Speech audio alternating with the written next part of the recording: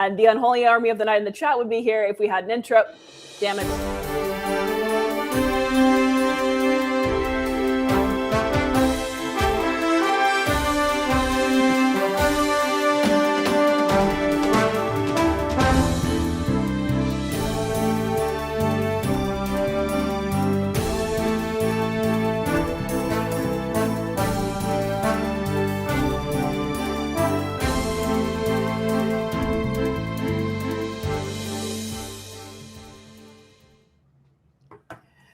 Good evening again, everyone. If you're still with us, you're still with us. This is going to be like Groundhog Day. This is the Groundhog Business List. This is the business list, your source for stories inside the party, across the country, and around the world for groundhogs everywhere. We are LP Alliance, an Intercaucus Coalition, rebuilding the Libertarian Party, revolutionizing the Liberty Movement. My name is Amanda Griffiths, the head of the Central Committee Investigative Committee, according to my nameplate. I'm joined by Keith Thompson, who has celebrated or is celebrating a birthday today. Happy birthday. I'm joined by Rose Leatherman, who is not celebrating a birthday today. Not celebrating a birthday, and I'm not joined by Kyle Davis. I am celebrating a birthday today. It's not mine, it's Keith's. Okay. Aw. That's your please will not work. All right, it's on YouTube because you watch us on YouTube, which is not where the majority of our audience lies. So I don't know what you're even doing there, but you are part of our unholy army of the night of the chat, and we thank you greatly.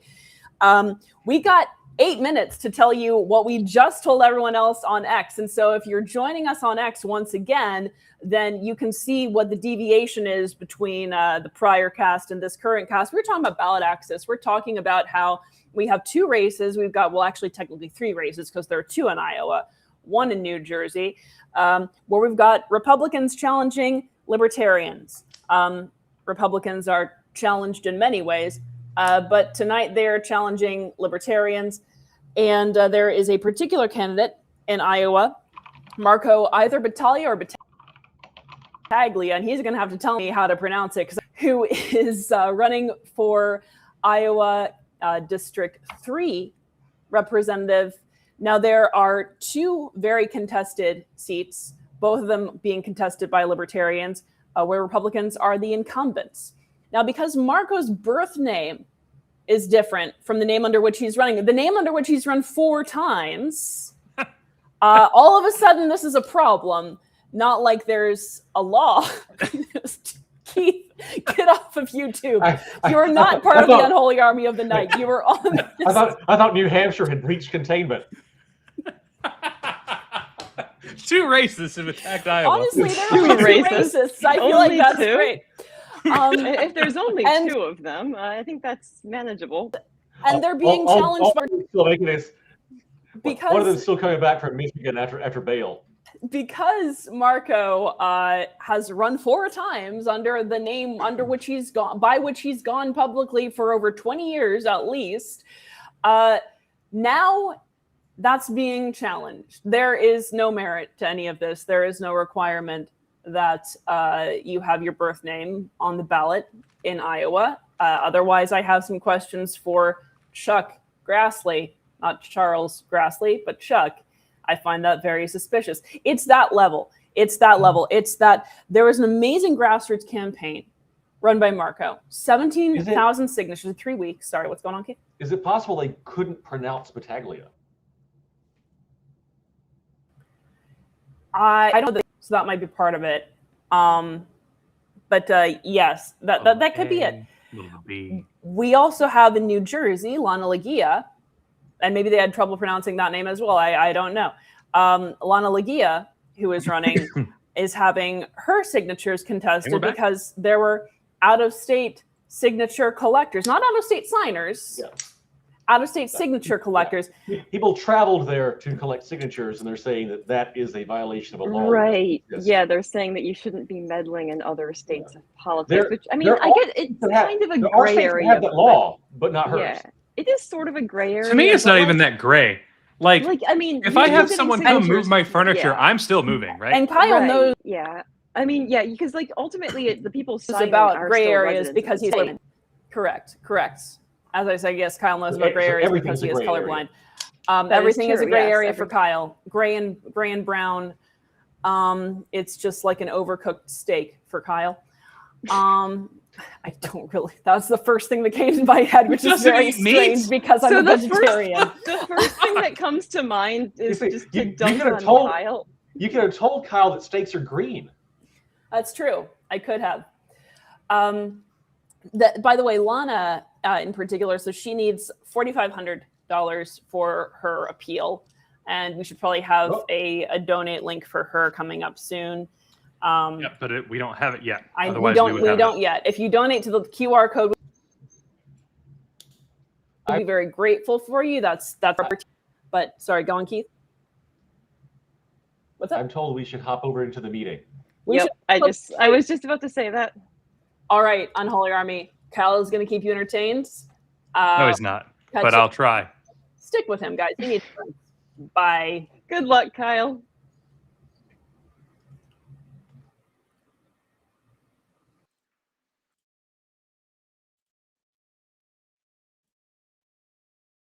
That is the wrong one.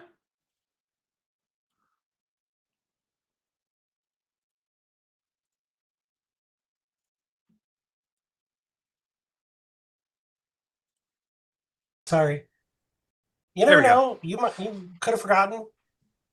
After reading that brief, I don't think so. It looks like it might start on time. We didn't want to assume you could read. This is a true statement. Oh, yes. So qualified for secretary. I can't read.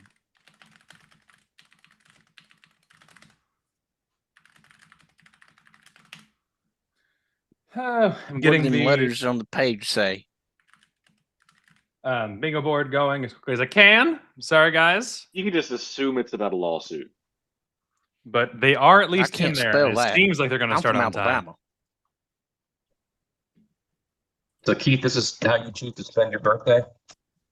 Yeah, yes, can we start by singing happy birthday to Keith? Okay. Yes, please. That's amazing. I would second that if I could. We're not doing that on the record. You can go ahead. Evan can DoorDash an oversized sombrero to me. But our members like seeing us have fun and support each other. They can see it right now. Okay. You want to go ahead? I'm gonna turn everything down so you guys can go ahead and sing happy birthday to Keith. I have to go into an executive session to sing happy birthday. Happy birthday to you. Happy birthday to you. Happy birthday to you. Happy birthday, dear Keith Thompson. Happy birthday. There you guys go. Happy birthday to you. There we go. See, I was afraid the lawsuit was going to be the worst thing tonight. I'm counting that as a sassy I've Evan. ever. Yeah, your gift was me not participating. It was really quite amazing. It was something. Happy birthday, Keith. You know what I miss about my birthday is going to Chi-Chi's and getting fried ice cream and having them come out and do the happy birthday, happy thing. I miss Chi-Chi's. I hate restaurants that say happy birthday ever since I worked at one.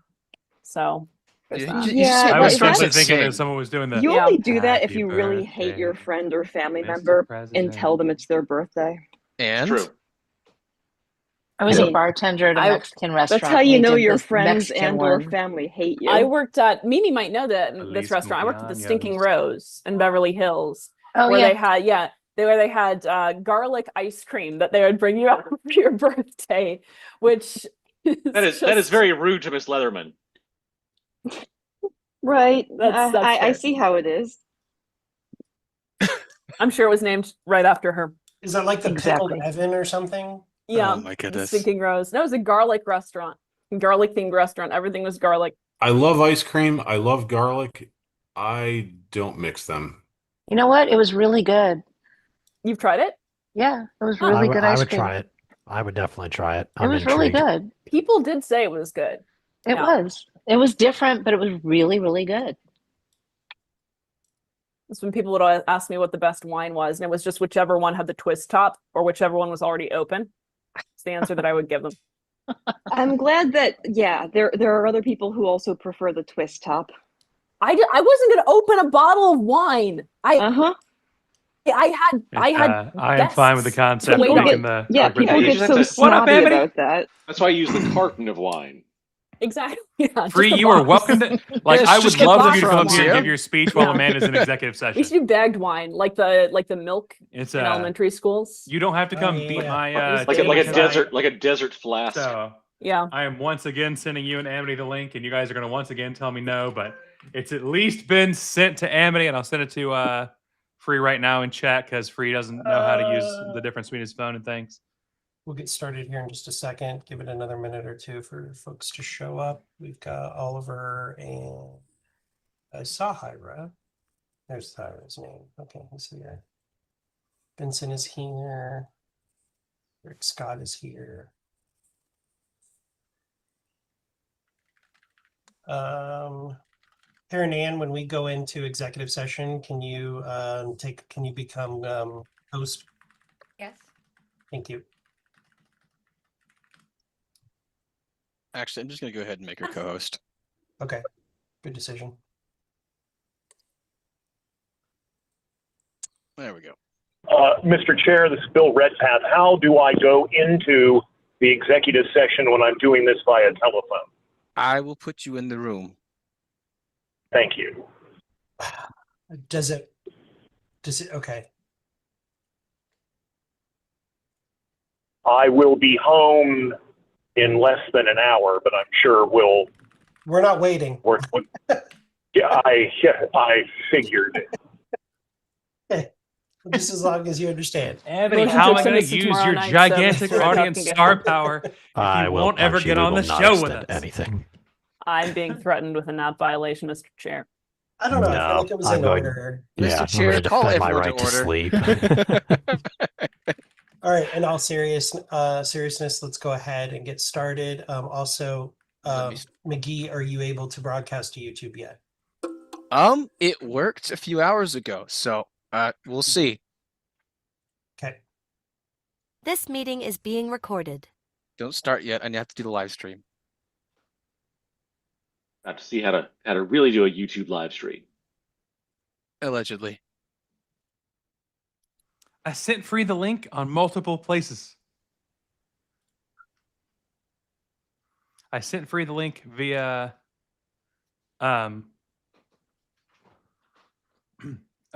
X and via text. Text and X for Free.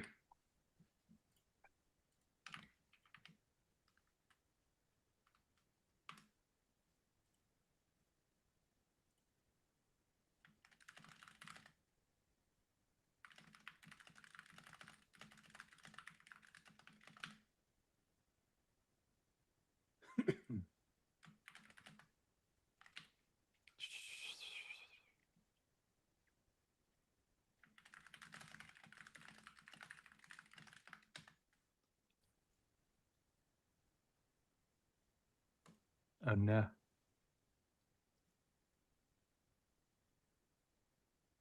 Everything is so quiet.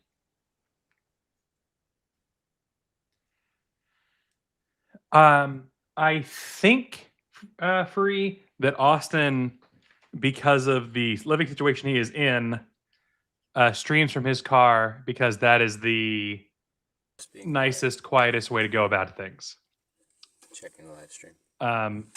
It's still up. Are we at ease? And then Evan is wearing a he's still working on it. Shirt supporting his Secretary of Let it be State noted candidate, that we are recording. For Indiana, whose name is Lori Schillings.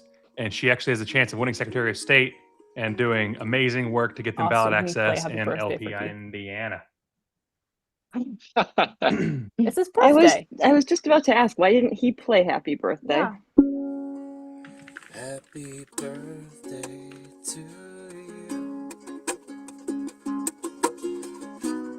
You know, it's like one of those songs that I've never really actually bothered to learn how to play a really good rendition, so I kind of just improvise something.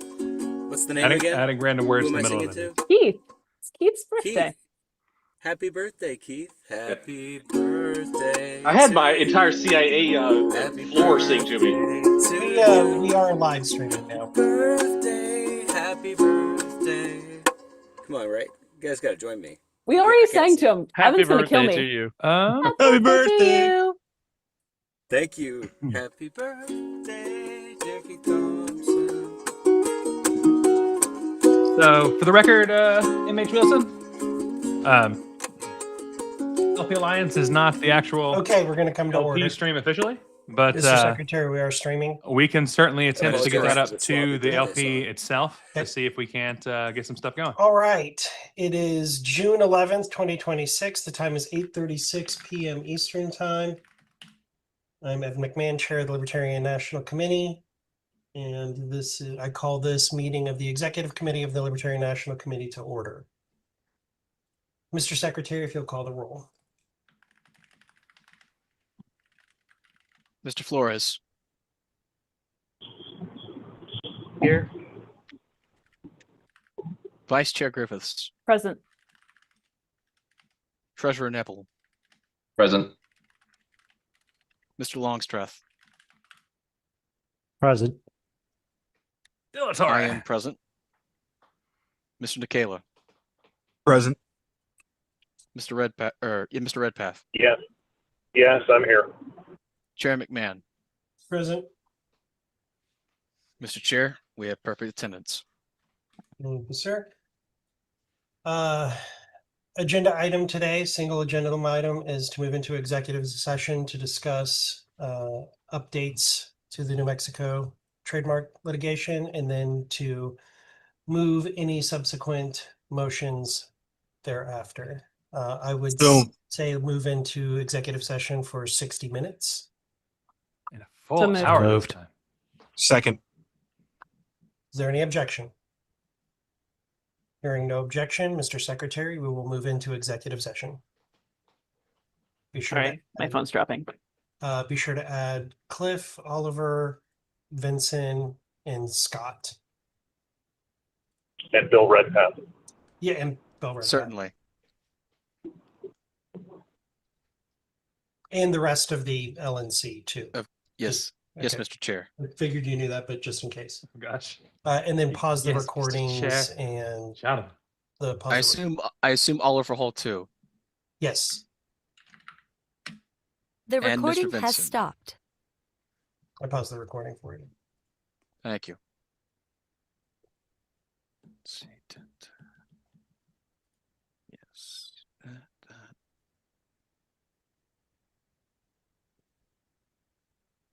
To make sure I don't forget Mr. Martin. Very good. And there we go.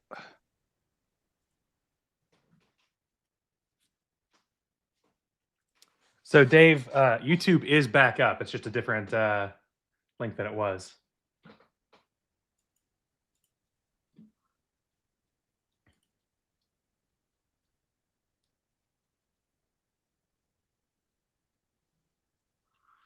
I think that most people would agree that we should fix it.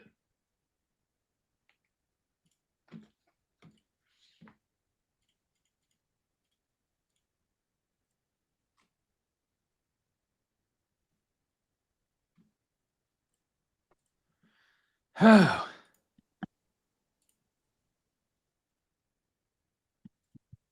All right, guys. See you in a few.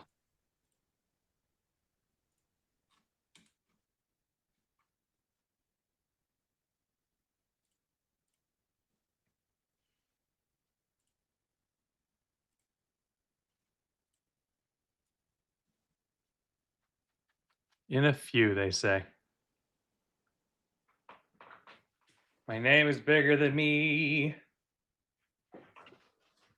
What's my plan for an hour of entertainment? Kind of comes down to you guys. What you guys want to hear about, what you want to talk about. If you want more information, I guess we've got a larger audience at this point, so I can mention some of the stuff that was talked about on the half an hour-ish of business list before this. And since Dave just brought it up as well.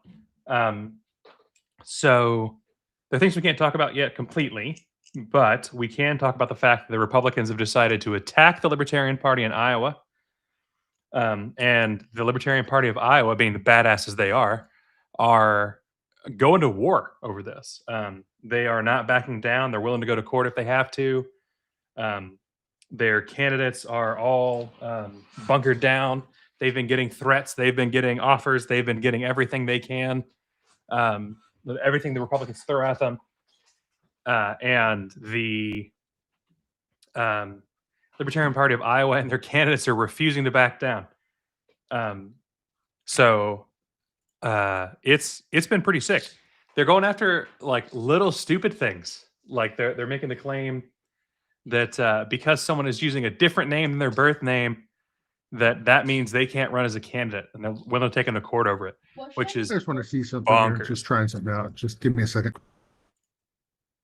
And they are, they're trying to have major Republican voices call these people to try to make deals, being like, "What do you want? What can we give you?" And so far, the Libertarians have been like, you can end all the wars you're in, and you can do all this other shit. And the Republicans are like, "So you're not going to make a deal then?" Damn right.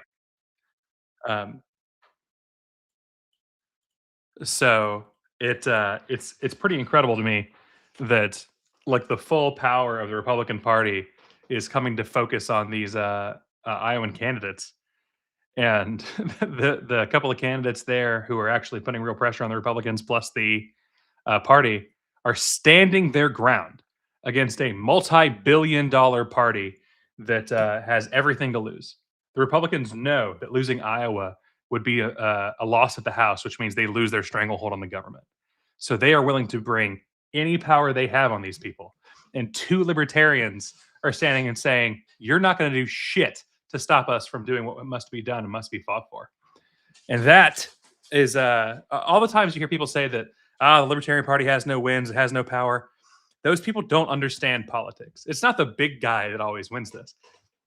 It's the wedge. And so I'm going to talk for a second about pillars of concrete, about pillars of stone. If you look at like the columns in Egypt, you look at the columns in Rome and Greece, etc., they're all broken, not by some incredible force or anything else or an incredible amount of chiseling all around. You go along and you make a little bitty crack, and you do a crack and a crack and a crack and a crack, and you have all these little cracks that work together, and eventually you get enough pressure on those cracks that the whole thing breaks. And that's exactly what the Libertarian Party has always been. The two monoliths of stone are sitting there and fighting, and we are that little chisel that sits and picks and picks and picks and picks and picks until we get enough of a freaking lip that we shatter the system. And that's exactly what we're seeing in Iowa. And we're seeing something very similar in New Jersey. So while the Iowans are fighting the Republicans directly, where the Republicans are coming down, New Jersey has the problem where the government's coming down and making the claim that Lana Lagia, who is, someone that everybody at LPA has put a lot of time, a lot of thought and effort behind, because we believe so strongly in Lana. She has gone and had them try to throw her off the ballot on the grounds that someone outside of New Jersey came and helped collect signatures. Not that people from outside the state were signing things, nothing illegal, nothing against the law, but because people outside the state came to help collect signatures, they're trying to throw her off the ballot. That exact kind of shit is what they are forced to do because they are terrified of a Libertarian Party that's not captured by the Uniparty.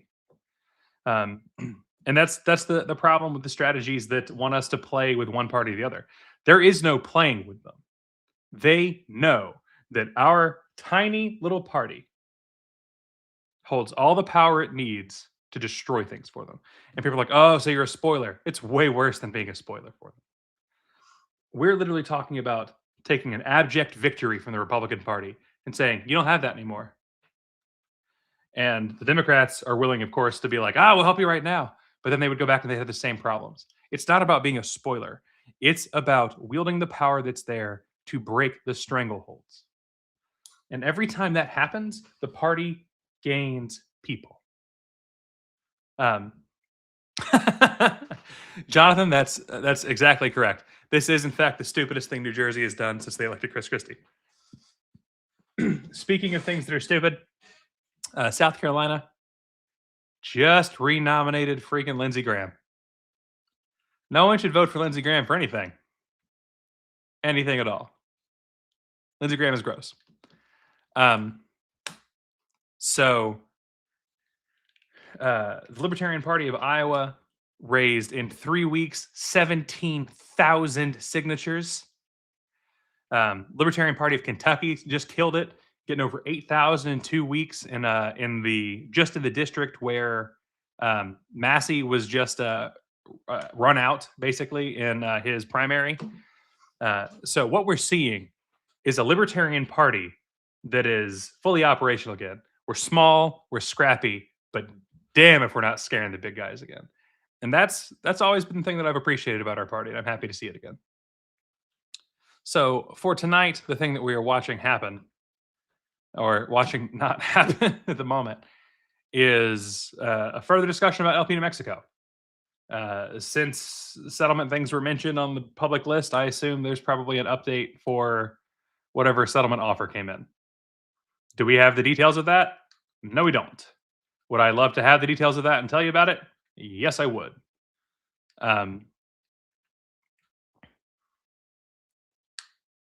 It's John's correct. Sometimes we were big enough to we're not big enough to be a spoiler, and they still claim we're the spoiler.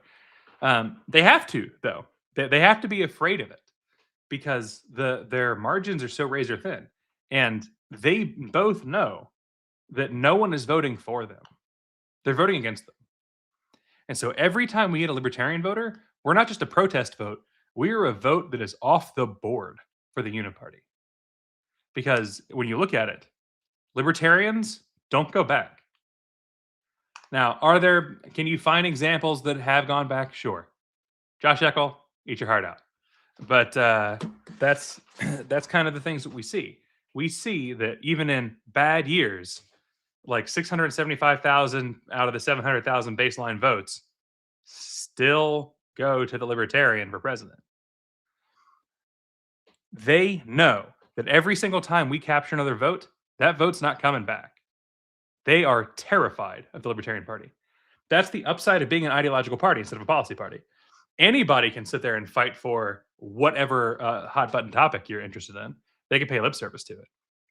The only parties that can capture your heart and keep you forever are the ideological parties, are the Libertarian Party, or arguably the Greens,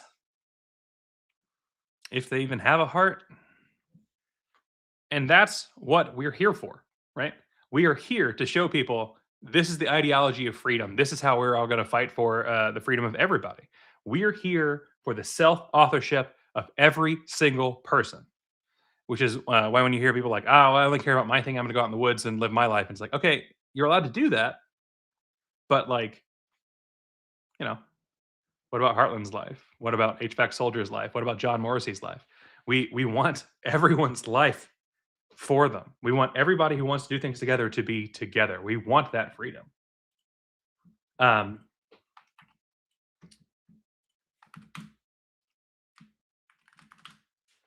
And that's what we, do as a party. That's why the Uniparty, from time to time, 5 times total in our 55 years of existence, has come after us. They are pants-shittingly terrified of the Libertarian Party. We're small, we're scrappy. You look at our biggest thing ever, it's like, it's only 30,000 members and there's 160 million votes. It's like, yeah, and we'll cover the spread. I did the math on this a while back because I was curious.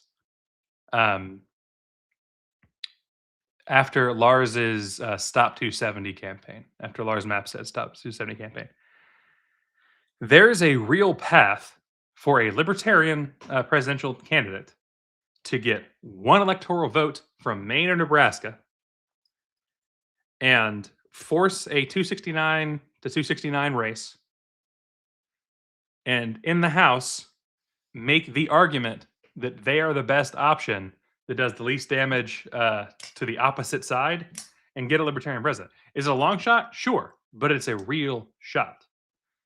And it's a hell of a lot cheaper than dropping more than $1 billion like we would be shooting for if we were trying to win the major, on the 50% mark. So that's kind of where we are. That's kind of what we're doing. We're fighting for every little scrap there, and they have to do everything in their power to make sure we don't have ballot access, to make sure we're not on the ballot, to make sure we're not even able to be voted for, because they know that if we are allowed to be on the ballot, they lose. And it doesn't matter if we win, they lose. And right now, especially, there's 45% of the country is refusing to call itself anything other than independent. This right now is the most fucking frightened the Uniparty has ever been. And it's because a libertarian party that's not crippling itself, that isn't destroying itself from the inside, has the ability to pick up all these people and win this fucking country. And, there's a reason that the libertarian platform talks about liberty for the world. That's what we're going for. The United States is, for not our dream, the world police. It is the biggest, most powerful country in the world. And if it goes libertarian, the world goes libertarian. We can lead this world to a free freaking world. And it's by just doing the things that we already believe in. We have to have better messaging, better, louder people, etc. And so now I'm joined by someone else. I don't have to continue to monologue based on nothing. Howdy, Archie. How's it going?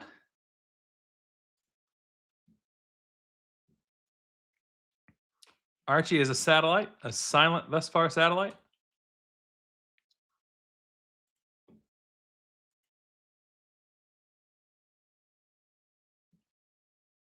Boop. I can't wait for this to get clipped and someone to be like, Karen Ann was on their show, because Karen Ann's over in the Zoom.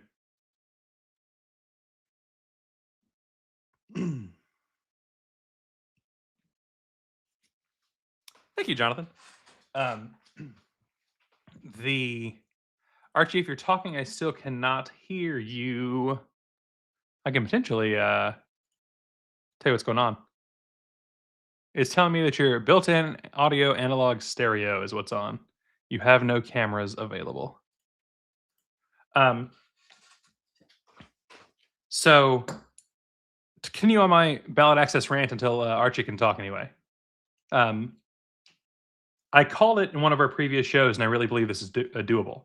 It's going to be an incredible amount of work, but I think that we can have 50 state ballot access for the presidential race. Oh shit, there's a Philium. What's the word? Just waiting on the full hour-long XCOM meeting. Oh, wonderful. I'm sure it's a lot of fun going on in there right now. Yeah, I'll bet. So Archie is working on a microphone.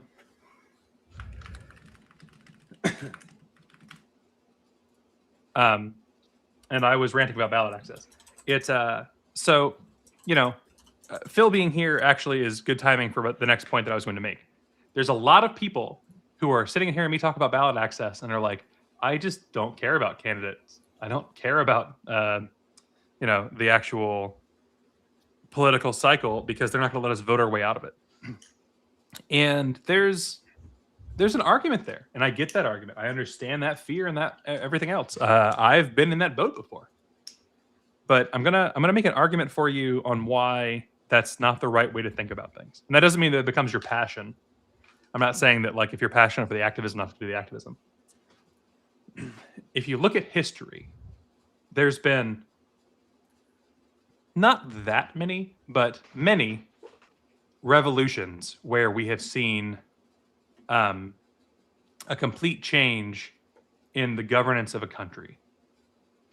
In nearly every one of those, what we have seen afterward is a more tyrannical government.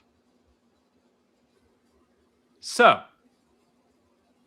we need to make sure to have something in place that when a revolution happens, because a revolution's coming, like everyone's saying it, at the point where your government has 45% of the country that just says, fuck you, it's coming. like John Morrissey pointed out, Abraham Lincoln won because the two major parties didn't understand how little support there still was for slavery. And we're getting there right now with things like the war in Iran, with the attacks on people, the culture war shit, where everything is either every trans person is an idol or every trans person is a devil, instead of just being a person who happens to be trans. We're seeing people be pissed. And that means eventually the people are going to rise up. When those people rise up, if there's not a political party to stand behind or stand with after that revolution, that's where you have that chaotic anarchy that the government talks about. And what can replace it is whatever government is most powerful. That's how we saw the Bolsheviks win in Russia. That's how we get the USSR. Like, they overthrew the Tsarists and they got Stalin, right? Which is not a whole lot better. So we need a strong libertarian party that can be that seed, that point. Damn it. Phil, your chemistry. What's the word I'm trying to think of? When you're trying to build crystals and you need nucleation sites. Nucleation sites. Yeah, I was going to say, you just figured it out for yourself there. We need those nucleation sites for people to coalesce around and crystallize into a libertarian society. And so we have to have a party that can have that is not a cancer, that is not falling apart and everything else, that is strong enough to stand and say, no, everyone's going to be free, instead of saying, we'll take care of you and do everything for you. None of the people here want a state communist government to win in the event of a revolution. And so we have to have libertarians who are willing to fight. For those who didn't know, this was basically a thing during the Russian Revolution. The Makhnovshchina were anarcho-communists, which I know I just said communists, so a bunch of people are now like mad at me, but it's fine. Listen to me for a second. They're anarchists who wanted to share things differently than ANCAPs do.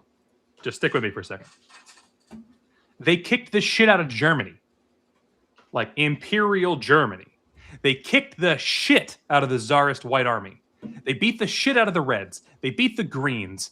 They beat all of perfectly good, Dink. You're correct. Make the Libertarian Party into nucleation sites again is not an incredible slogan. But they beat everybody. These scrappy little Ukrainian anarchists. And the Red Army was forced repeatedly to retreat. That's what the state communists are, the Bolsheviks. Kept being forced to retreat. And the Black Army, that has no hierarchy in the military at all, who has no officers, who has no traditional leadership, continued to marshal themselves and beat the shit out of these professionally trained professional militaries.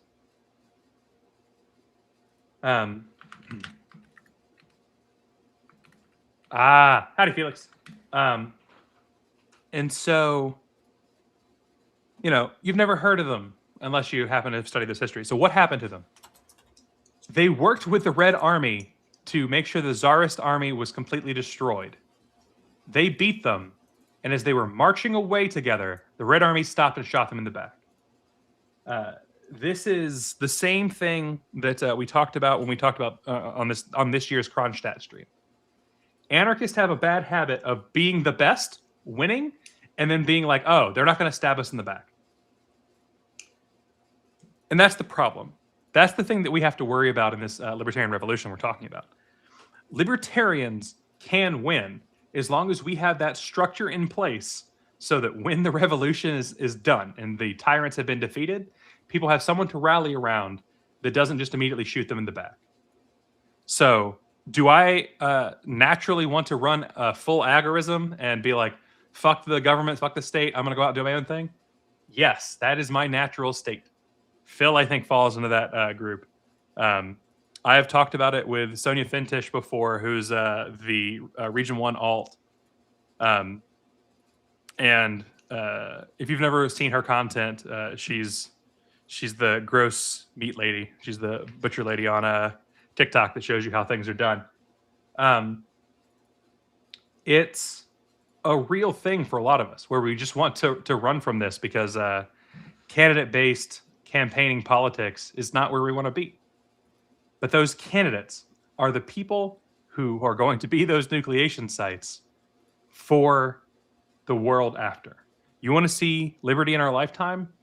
You have a choice to either go out and hope to God that the government doesn't care that you exist and that you can get away with your liberty, or you can make the fight for the world. It's a continuous fight forever for liberty. You can hide from that fight. You can go somewhere and be like, I'm safe for now. But all it takes is one Ruby Ridge to destroy everything you care about. The government decides you're the problem. And then everything about you is turned into terrorism and you're murdered. So that's why the ballot access is important. That's why the government is so upset with Iowa and New Jersey. Because they know that little fucking Libertarian Party there, because the Libertarian Party of Iowa is small, very small. They don't have a lot of money. They don't have a lot of members. And yet they're standing up to the entirety of the Republican Party and saying, no, fuck you. I mean, Those are the me, people that matter. right? Like I am not someone who thinks these efforts are going to solve. I don't necessarily even think that they will be the nucleation sites for it. What I think they can do is provide a messaging system that gets normies to wake up a little bit. And I care about that because I think most people are just brainwashed masses. And so if all of these candidates go out there, they're testing different messaging that's going to be able to reach different people. And some percentage of those people will go further and move more towards an anarchist or an agorist perspective. And so for me, that's why I care about candidates, is because I think principled minarchists that are kind are actually a very good pathway to becoming a full-blown anarchist. But in reality, like if I had the choice, would I spend 80 grand on ballot access? No, I would probably be like finding a way for the Libertarian Party to buy like bullets and rifles for its members, right? Like, so, I know that that's, probably not allowed with our system, but I would see that being a more valuable use case for what I view as like it's an impending collapse of the system that we have. And so a network of people that understand that with sober reality is what I care about. And if that means waking up some normies with some minarchists out there, heck yeah. Let's help them speak to people and resonate with whatever version of candidate that's out there, And that's Phil announcing his 2028 presidential campaign run.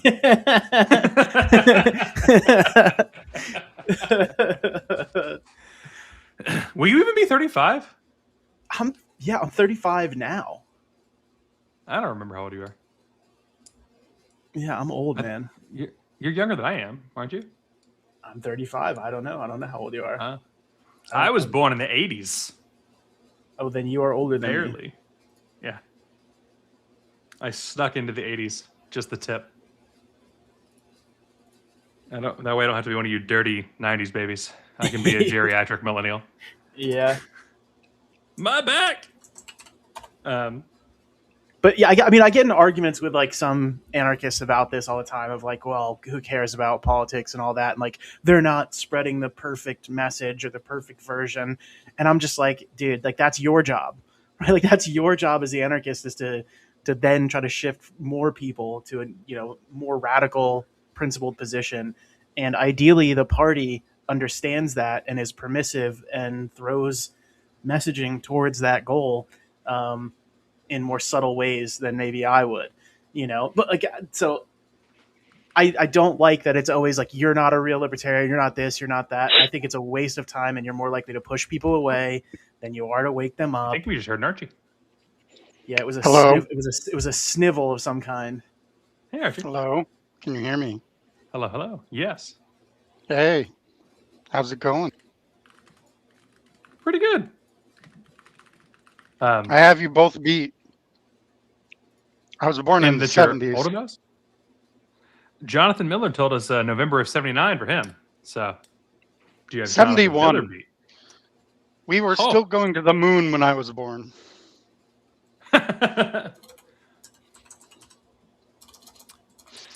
John, that's exactly the point. quite good. Quite good.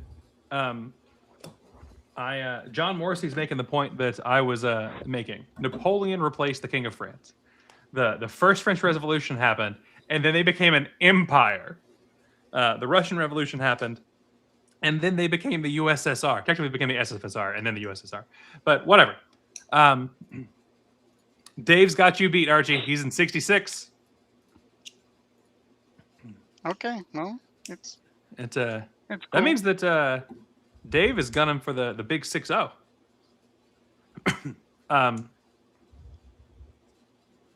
So, yeah, I was October 89. I snuck in. So you're not even like, are you like? Because I'm considered like an elder millennial, right? Like I think that's like I'm at like the edge of it. Like Gen Z starts at like the end of the 90s. 97 is usually their first year. Yeah, so like I'm what's considered a younger millennial, basically. Yeah, I guess you probably still are too, because you're only a couple years older than me. It depends. So there are two millennial definitions: 81 to 99 and 81 to 97, or 96 at the end of it, and 97 beginning of Gen A or Gen Z. So the old Gen Y definition, which is the one that I still prefer, goes through 99, and thereby I have snuck in the older half, and I'm on the geriatric millennial side, which is more fun. See, I don't know if that would be considered like, cause like I think my oldest brother is still technically considered a millennial. He got in like the first year of that category. 81? Yeah, I think so. I have to think about it. Gotcha. 82. Gotcha.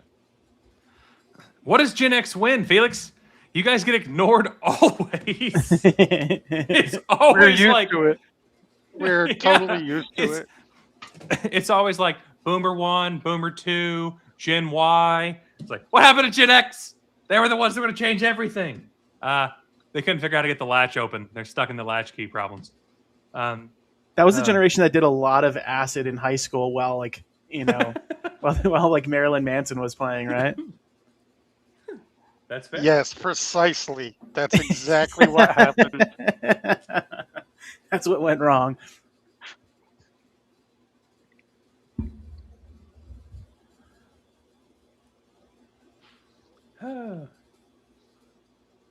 So am I the youngest in this room? Is that what's going on here and in the chat?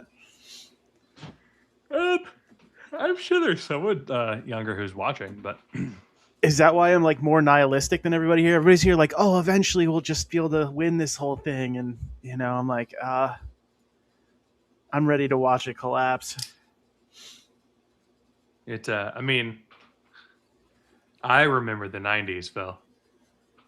Yeah, so do I, man.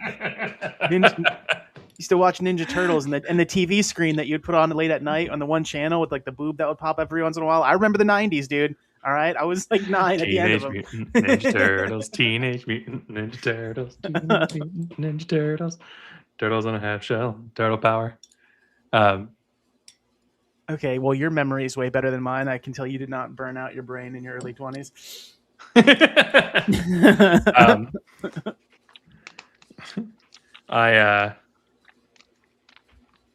I can't tell you the name of the villains in the Teenage Mutant Ninja Turtles show anymore.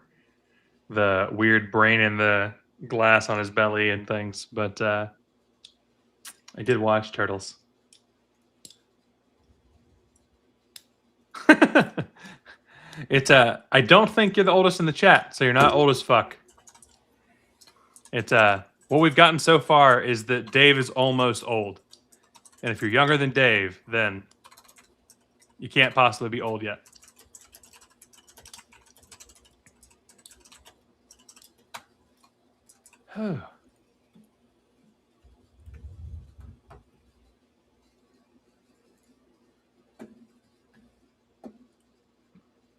Crane! You're right. Thank you, Starfield. Is Starfield in the chat? I said hello to him. I don't think he knows who I was, and I was like, oh, dude, Starfield doesn't know me. I get it. You know. Are you confusing Starfield, Star Child? Oh, Star Child. Different. I figured that was just Star Child, but in a different name. Yeah, he did not notice me at the convention. I said hello, and he was like, I think he was just like, who the fuck is this person? I was like, oh, dude. So, Chuck, there's been people who have suggested making 2 calendars. One that you get a free copy of if you don't donate, and one that you get a copy of if you donate. And so no matter where you are on the line, there's a calendar for you. The goal is either to sell no calendars, to sell all the calendars. Dude, the thick dudes of LPA, dude, I'm telling you, we could make, dude, I'm ready to throw on some nipple pasties, dude. I'm telling you. No. We went through this. Fuck, I don't remember what chat this was in. This came up in a chat yesterday. I'm male. I'm allowed to have nipples out, so I only need 1 tassel. 1 tassel covers me. And it's actually a very small tassel. That wasn't nice.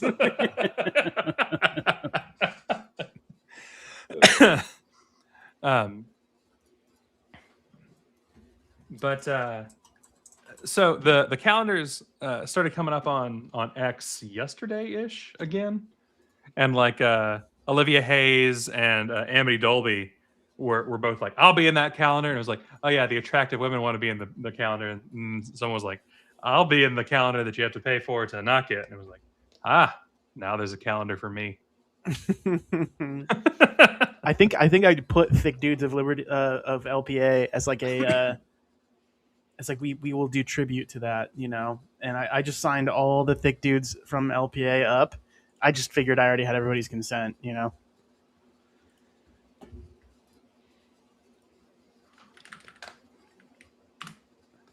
Well, Starfield, I'm sorry for calling you Star Child. My apologies. Any over under on when they get out of executive session? Let's see. So they went into executive session at like 8:48. So Eastern. So I'm calling 10 o'clock.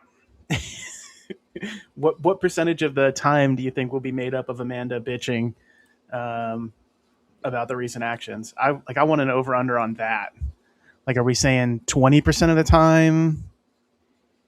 25% of the time? I don't have an answer for you. I'm going to go ahead and pull the bingo board up in case I've missed something, and the unholy army of the chat can help me out here.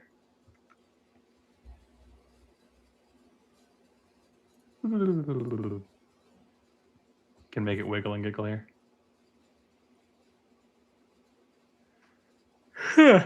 I don't think there's any of them that have gotten us, but I do think that we probably are going to have an Amanda on either too much or too little speed. Well, that's just she's never had, she's never had just the right amount of speed. Somebody's got to take what is that? What is the old like timey's like school kids book about the bears and the porridge being not too hot, not too cold? Goldilocks? Is that Goldilocks? The Goldilocks zone. Yeah. We should come up with something like that, but for the amount of amphetamines. But there's never actually the right amount for her. It's true. Well, by the intermediate value theorem, there must be the right amount at some point. You're right, Chuck. I got it. Thank you. So we're going to talk about calculus, folks. No, we're not. Dude, every time I have to do advanced math, I have to like break open a book. I'm like, God damn it, man. I don't have an engineer brain like you. I had classes I didn't do well in college. Most of them were because I didn't care about the class.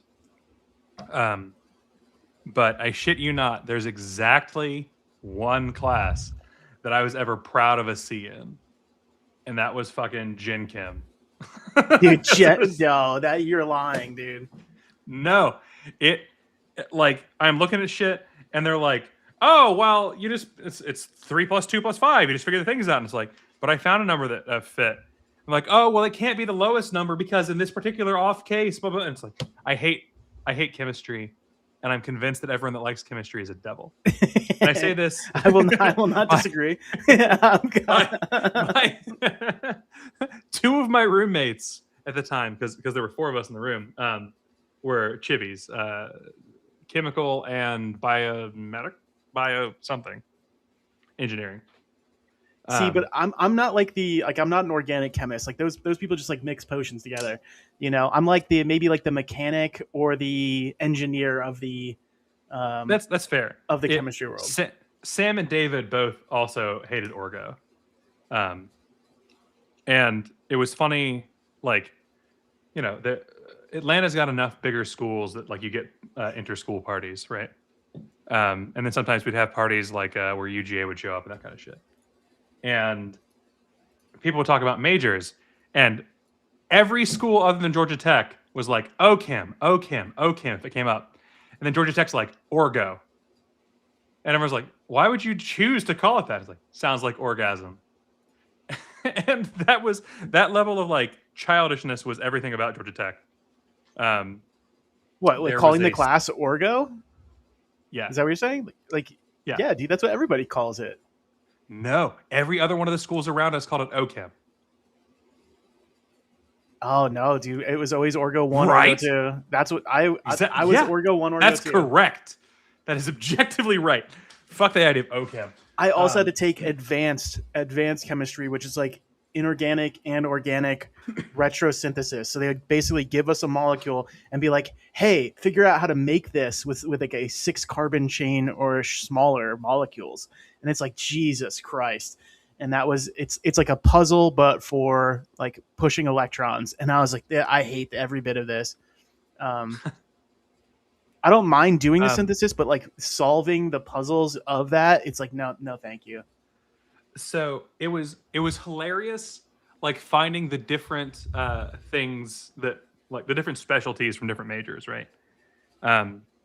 So I my actual degree is in aerospace engineering. All my professional work ever since leaving school has been computer science, software development, and security work. But my degree is in aerospace. And so everything we did was fluids and thermodynamics, right? And I like when my roommates for Chibi got into thermo, and they were like, "What the fuck steam tables is this?" And it's like, "Oh, that's easy. It works like this." And they're just like, "This is bullshit." And my mechie friends get into thermodynamics, and they're going through things, and I'm listening to the way that like because there was someone that I really like, a close friend who was a mechie, and I went and sat in one of the ME thermo classes because we would just do that all the time, right? Just go sit in someone else's class. What are they going to do? Kick you out? And they explained it, and I was looking at her homework, and I was like, the way they explain that to you is fucking stupid. If you'd like a better explanation, I can pull my book out and give you a thing. And like, she slaughtered that class. And it was hugely because she had enough aerospace friends that are like, the way they're teaching you is just bad. They don't understand this thing. And that specialization was so wild. We had a lab at Senior Design Point where we had aerospace and mechanical engineering in the same room. And the professor wanted to make a point. So he was like, I'm going to show you the difference in aerospace and mechanical engineering. He was like, I need an aerospace engineer first. And he was like, okay, you have a system and you're trying to tune it. What do you use? And the aerospace engineer was like, yeah, I'm going to grab 4 PIDs, which are proportional integration and differentiation controllers. They're the most expensive kind of controllers for this sort of thing. You don't need to know what they do. Just trust me. They're basically 3 controllers in one, but they're very, very tunable. And all the mechanical engineers started looking around. So he asked the mechanical engineer, he's like, well, I would start out with a proportional controller. And then if I needed it, I would try a derivative controller. And if I didn't have enough signal, then the integration controller. And the professor was like, this right here is a thing that you need to understand about engineering. The aerospace engineer optimized for time. He knows that he can get that done as quickly as possible with that controller. The cost of that controller is 10 times as expensive as the mechanical engineer's controller. But the mechanical engineer knows he's going to make 100 million of them. And so the fact that it's 2 cents more expensive is $2 million to him. The aerospace engineer is like, we're making 7 of these planes total. They're $1 billion each. And for every day that I'm late, that's $10 million. So the thing you're tuning for, this was his way of explaining the idea of figures of merit. And this is something that I see happen all the time in the Libertarian Party, where people are like, well, this is the thing that's most important to me. And it's like, okay, that's your figures of merit. You can tune for that, but here are the figures of merit that everyone else is working with. You've got to try to fit the importance based on what the situation calls for. And anytime someone acts like a particular thing is an absolute, it drives me bonkers. It's actually something that I have been arguing with this lawsuit. There's the idea that like Free Party New Mexico or Free New Mexico Party, sorry, their name gets my brain every time, is our affiliate. They must be protected in every way at all costs. It's like, okay, so if it bankrupts the party, that's acceptable because we have to be loyal to our affiliate. And there are people that will answer yes. And to my mind, I'm sure that there's people who are listening to this who are higher up in their affiliates and things. They're going to be mad at me, but the name of your affiliate doesn't matter. You are people who have come together as an organization. So if it serves Georgia the best, and I don't think that it does, this is an example as someone who's a Georgian, for LP Georgia to die and reincorporate, we should do that. There is no value in that name. Now, is there value in the ballot access or the if you can't get your assets transferred? Yes, of course. But the actual existence of this is our organization is not the important part of the organization. And I believe that we do have a duty to our affiliates, but we also have a fiduciary duty to our members. And so to me, when I'm looking at the figures of merit, it's like, okay, number of people who are part of the party goes up, money goes up, we have the name without a lawsuit, we get all that money from that LPNM has, and there's no time wasted on this so we can get ballot access in time for July. This is an obvious choice. But I understand the argument of like, we must back our affiliate. I just think it's naive. And so, I had someone who's on the other side of this opinion kind of jump me today and say that this is me not caring about an MC affiliate, basically. And I had to point out that, I hate IP law. I think that IP should, if you have IP law, it should be about actual things you have created that can be stolen as far as fraud. So if you write a book and someone then rips the cover off, slaps their name on it, and sells it as their work, fraud has taken place. So I'm against that. But when I write software, I release it with a floss license. I expect to make money through my other work there.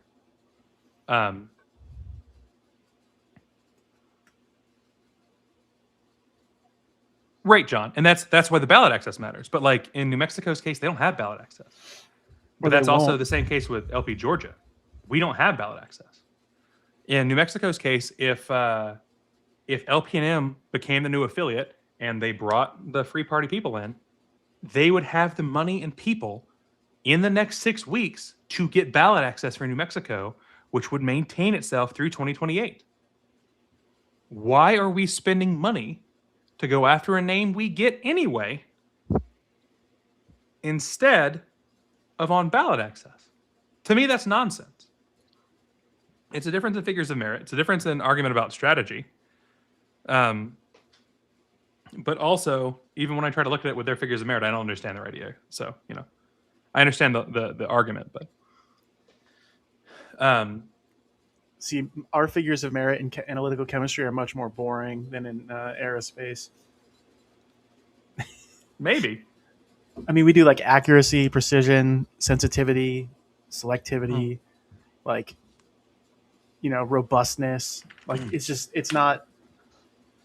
It's literally just evaluating analytical techniques based on the outcome or the data that you get by running a sample. And it's usually analyte specific. So every single analyte you're interested in, you have to come up with an understanding of all of those. Now that you've mentioned chemistry, I'm going to mention an aerospace topic again. I'm sorry. See, but you talk longer, man. You talk longer about your aerospace stuff. I'm just sitting here throwing out little quips, you know. Well, that's true. There's literally one school left in the world that teaches aeroelasticity as part of undergraduate. Aeroelasticity is the concept that there is no real solid when you're talking about flight. Everything bends, everything's elastic, everything's dynamic. And so you can't treat a wing like a solid object. And so on your first day, you're sitting there and they're like, well, how do you model a wing? And, and everyone's like, it's a beam. It's a beam sticking out from the plane. They're like, no, it's not. It wiggles. It's like, okay, it's a flexible beam. They're like, no. You start as a guitar string. What do you model it as, like an overlay of harmonic oscillators? Is that what you do? Exactly right. Yeah. See, I think about harmonic oscillators because like everything that happens with light matter interactions is basically an interaction between, you can model them all as like different strength harmonic oscillators. And then you can think about like the electromagnetic fields that are generated, how they interfere, that all sort of, exactly. that sort of stuff.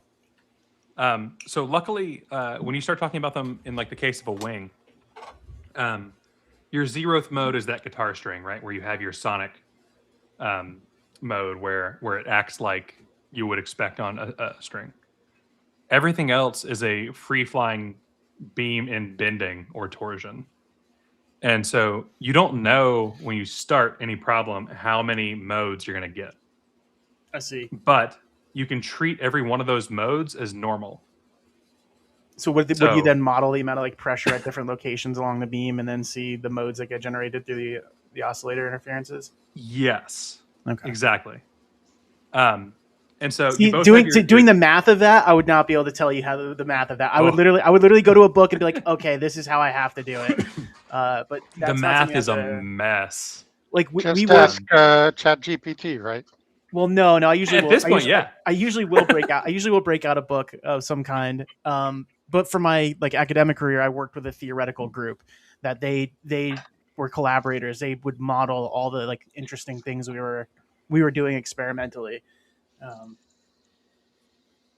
But yeah, I just have to be able to like look at their equation and understand like, okay, this, I can understand it, but to actually derive it and all that, fucking nightmare. I was lucky in that regard because I actually started as a theoretical math major. So all the basics were things that I had to prove to use. So even things like proving pi is transcendental and everything, done. Irrationality. If you want me to prove the fundamental theorem of calculus 1 and 2, I can do it.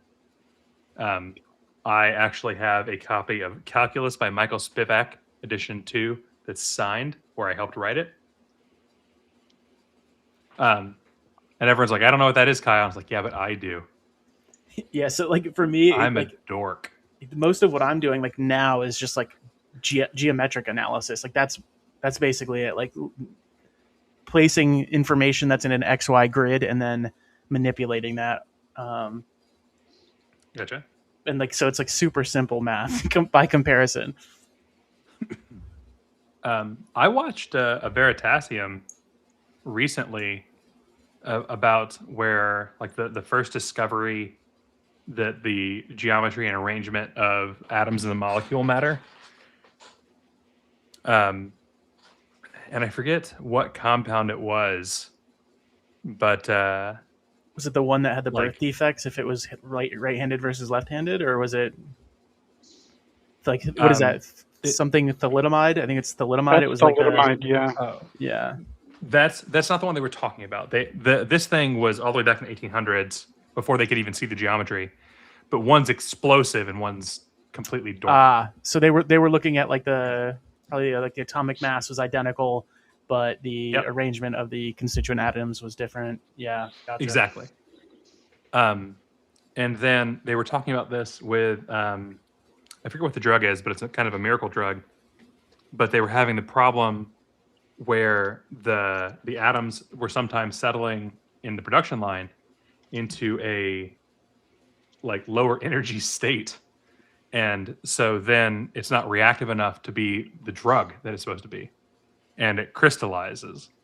and they were trying to figure out exactly how this happens and how you can break it apart and how you can continue to use it. So what, like an intermediate crystallization that basically stopped all the downstream next step in the synthesis? Yeah. I mean, that happens all the time. And it like a lot of times it's a problem with like if you have like any sort of, polymerization that happens with off-side products that you don't want, then you'll end up with like trapping intermediates, and then you end up with like a really reduced yield. I think I watched that same video. Yeah, I like the Veritasium a lot. Yeah, I don't watch enough science videos, to be honest with you. The only science videos Phil watches are about guns. Probably, or like drug or explosive manufacture. As a thing that's probably more interesting for our audience, and is at least probably somewhat interesting to you. Did you see that Hoffman Tactical has come up with a new not FRT? No, but I know that the lawsuits that's coming out of Rare Breeds is super fucked up. Supposedly there is some sort of deal made behind the scenes with the ATF, where they're like, hey, yeah, we know we lost in court over this FRT thing, and we'll leave you guys alone, but you're going to be like our enforcement arm. And anytime somebody tries to make anything similar, you sue them. So it's super fucked up. So don't buy a Rare Breeds, even though I own one. I did not realize that that's what they were doing when I purchased it. So the Rare Breed FRT is literally stolen from an open source design from Hoffman Tactical. Oh. Yeah. And they are now suing Hoffman for the design he made. Shit. And did they publish it to a record a year before or something like that before they patented it? Because I know there's like a time limit on like all that. He bullshit posted intellectual it property to YouTube, explaining it to everybody and how it was made and everything else. They took it, they patented it, and now they're suing him over it. But again, when did he like? Because there's a certain amount of time you have to publish it, and then somebody else can put a competing claim in.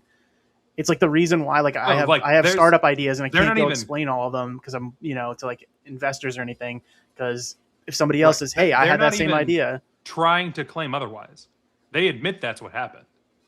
But the patent system allows you that if the other person doesn't patent it and doesn't put a license on it, to eventually claim it. And so that's what's happened. And so they're suing him over it. And so he 6 days ago introduced the Trigger Kicker, which is just a completely different design doing the same kind of concept as the FRT, the forced reset trigger. And this is why the NFA is stupid, by the way. Yeah, and IP law.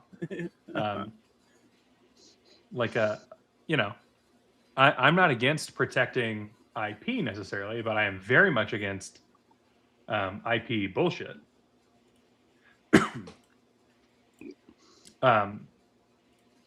See, I have probably a pretty nuanced take. I think any society that's voluntarily formed, when when you're purchasing an item, some part of that purchase agreement is saying that you will not reproduce, reverse engineer and then resell.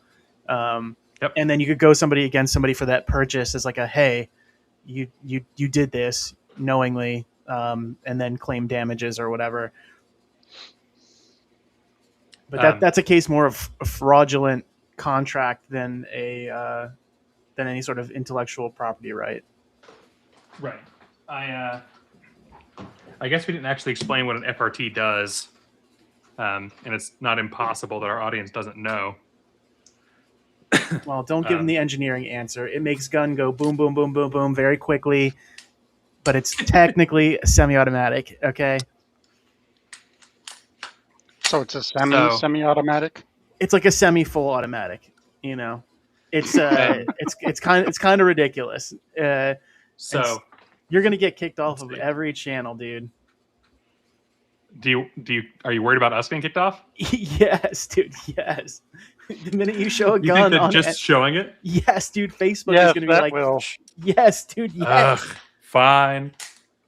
Since they're afraid, I won't do it. Did you not see what happened to Free? Wow. One of his guests pulled out an AK, a gold-plated AK, and then immediately, 3 of the streams went down, dude. Okay. Yeah. They're so scared. The thing is, though, even if they patent it, there's always, a home mill, a CNC. There's always a third hole. It's behind which the sounds knee. dirty, but it's a very different gun term. Do you guys remember that from Family Guy? Where Quagmire's talking about the extra hole, and he says it's hidden behind the knee, and you'll only ever find it if you're lucky. I can't believe you don't know that, dude. I figured you like DJ. I do know that one. All right.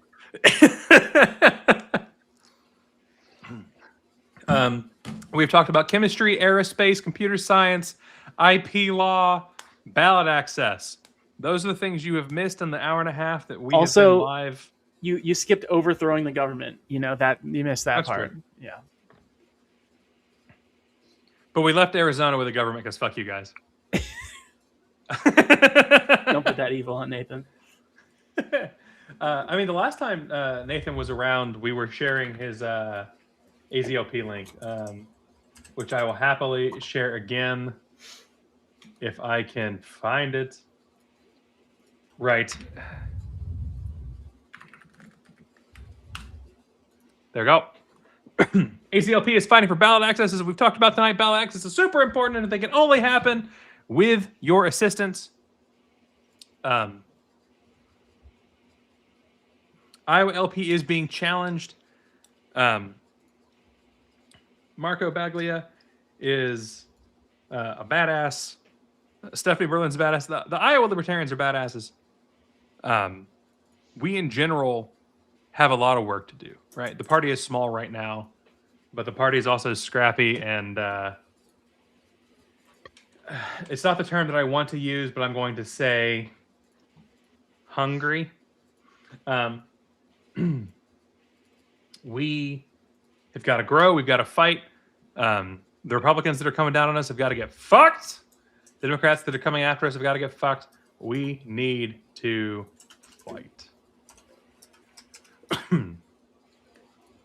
Buy more guns and ammo. That's my suggestion. Phil won't let me show guns on the screen, but it would be here if I was in other modes. You can see that it's here-ish.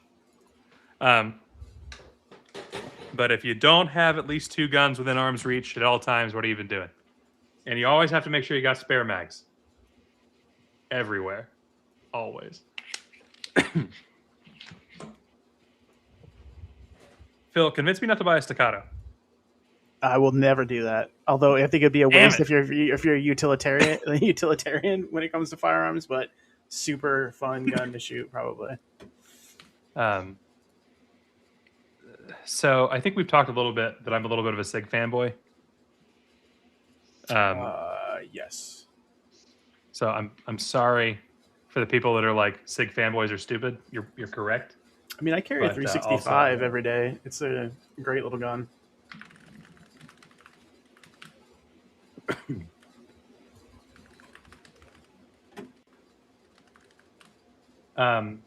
They didn't invite Lucchini to this, right? Like it's still like, hey, we're Correct. ignoring the fact that like a person of interest is not here.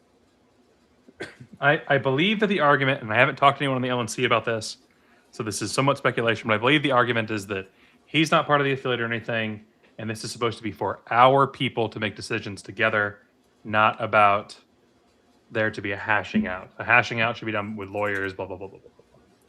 Let's just spend money to hash it out when somebody's willing to come on and talk. That's a great idea.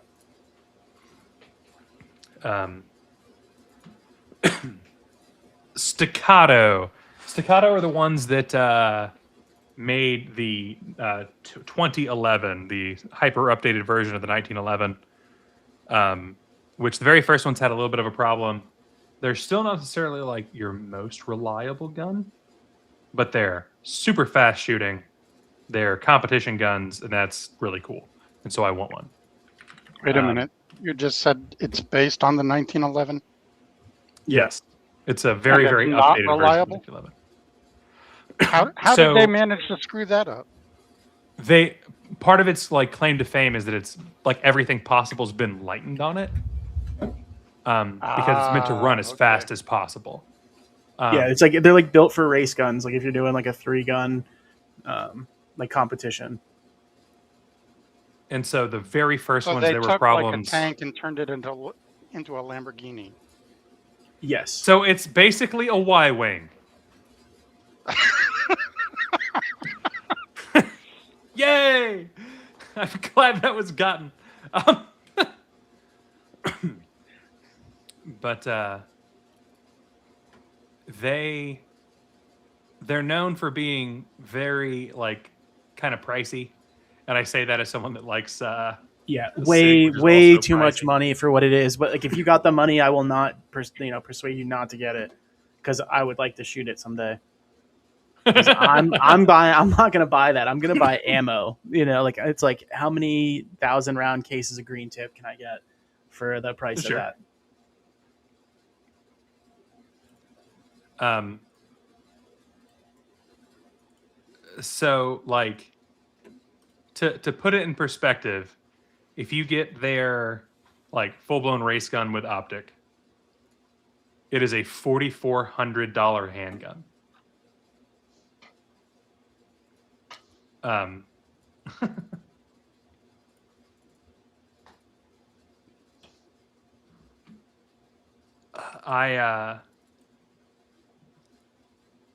Jonathan, if you would like a gun, there's a lot of people in LPA that can help you out,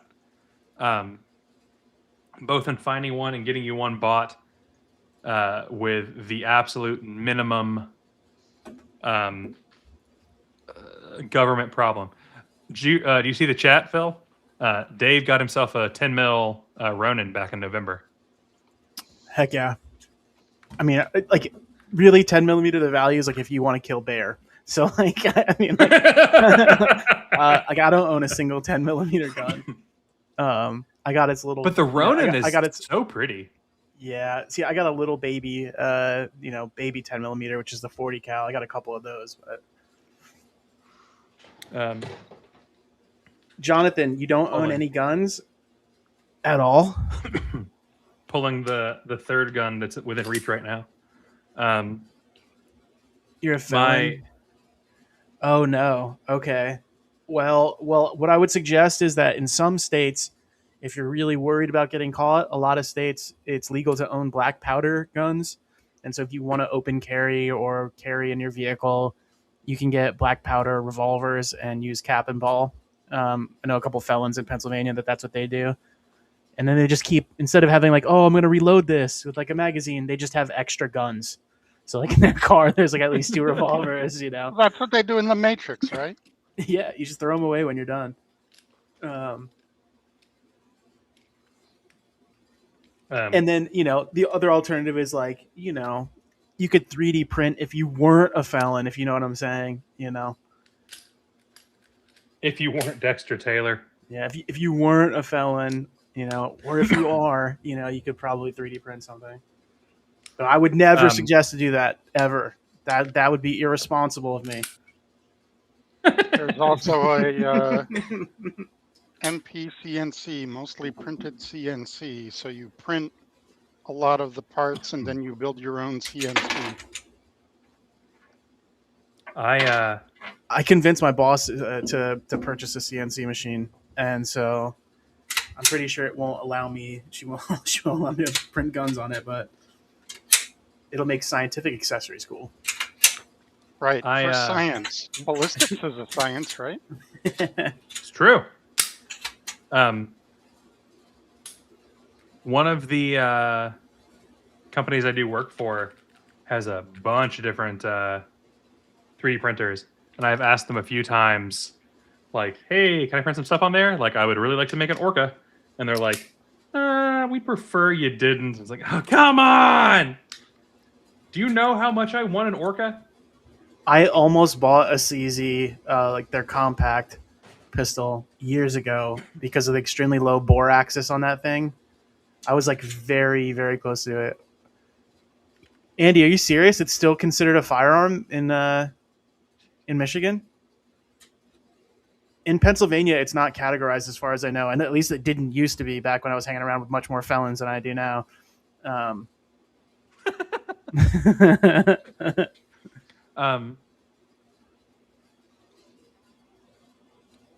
So, did you see that there's FRTs for the Scorpions now, just in case you want a gun that handles as poorly as a real Scorpion?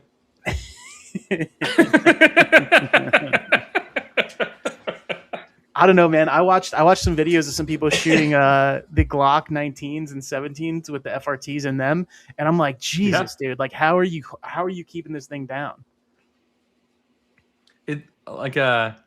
So that's one of the things. Oh man, I want to get a 19 and put the compensated barrel and slide on it from an 18.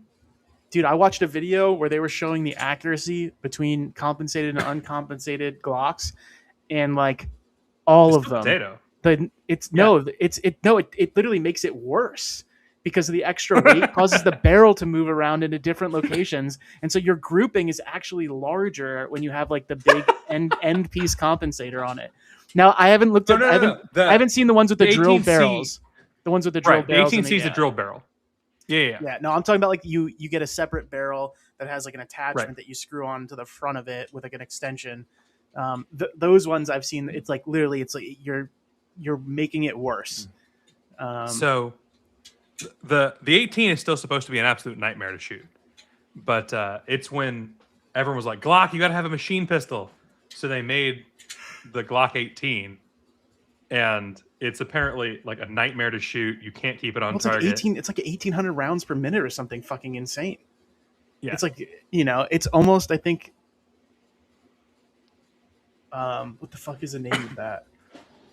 Oh, so what is the one with the 45 that has like a V motion bolt? I cannot remember the name of it for the life of me right now. The bolt travels down in a V shape. Weird.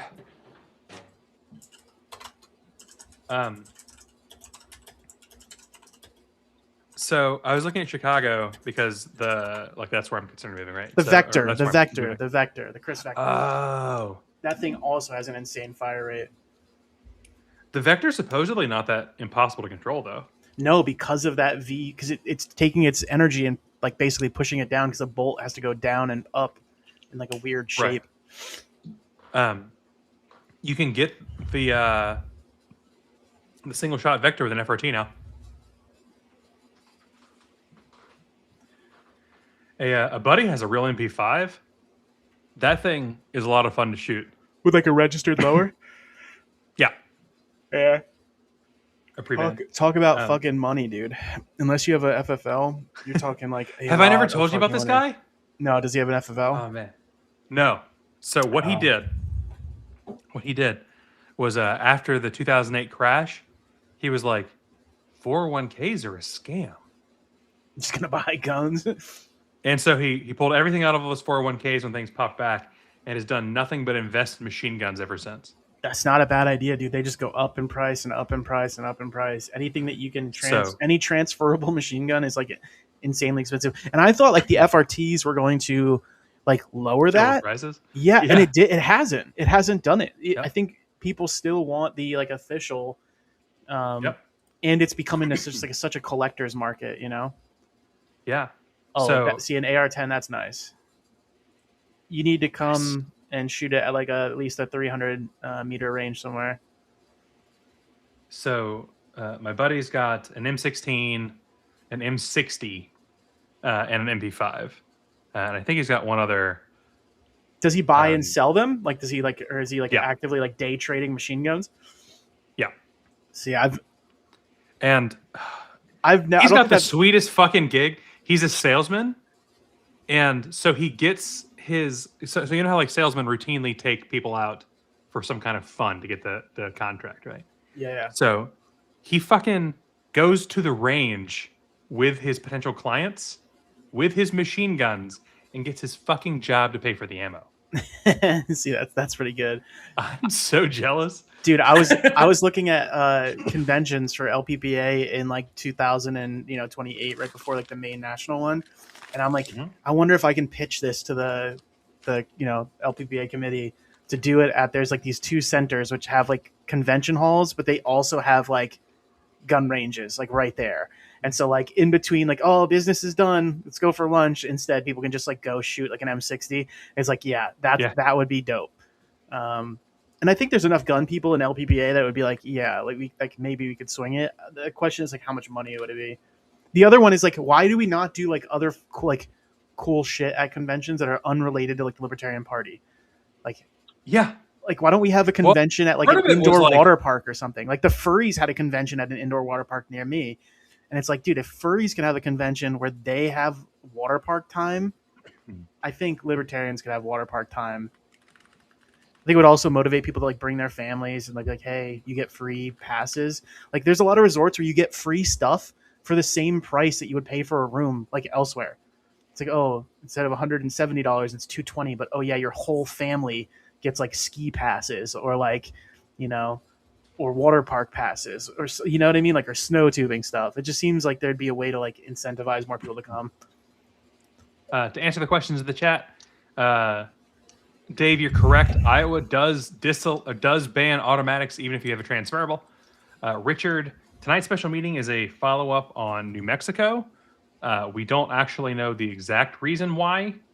We are speculating that New Mexico must have offered a counter offer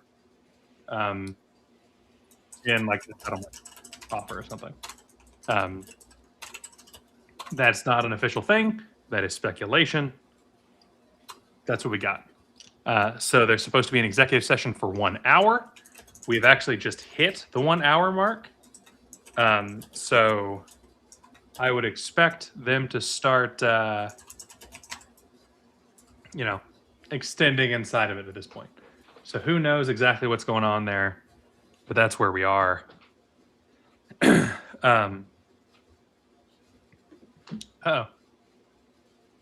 What happened? Okay, Archie's still here. We got the beep like someone left and came back, but Archie is still here, so we're fine. Test is complete.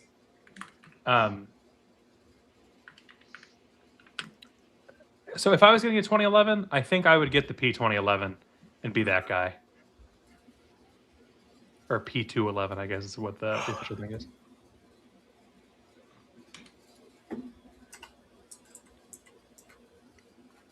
That said, it's hard for me to justify a 1911 like when I have a P226.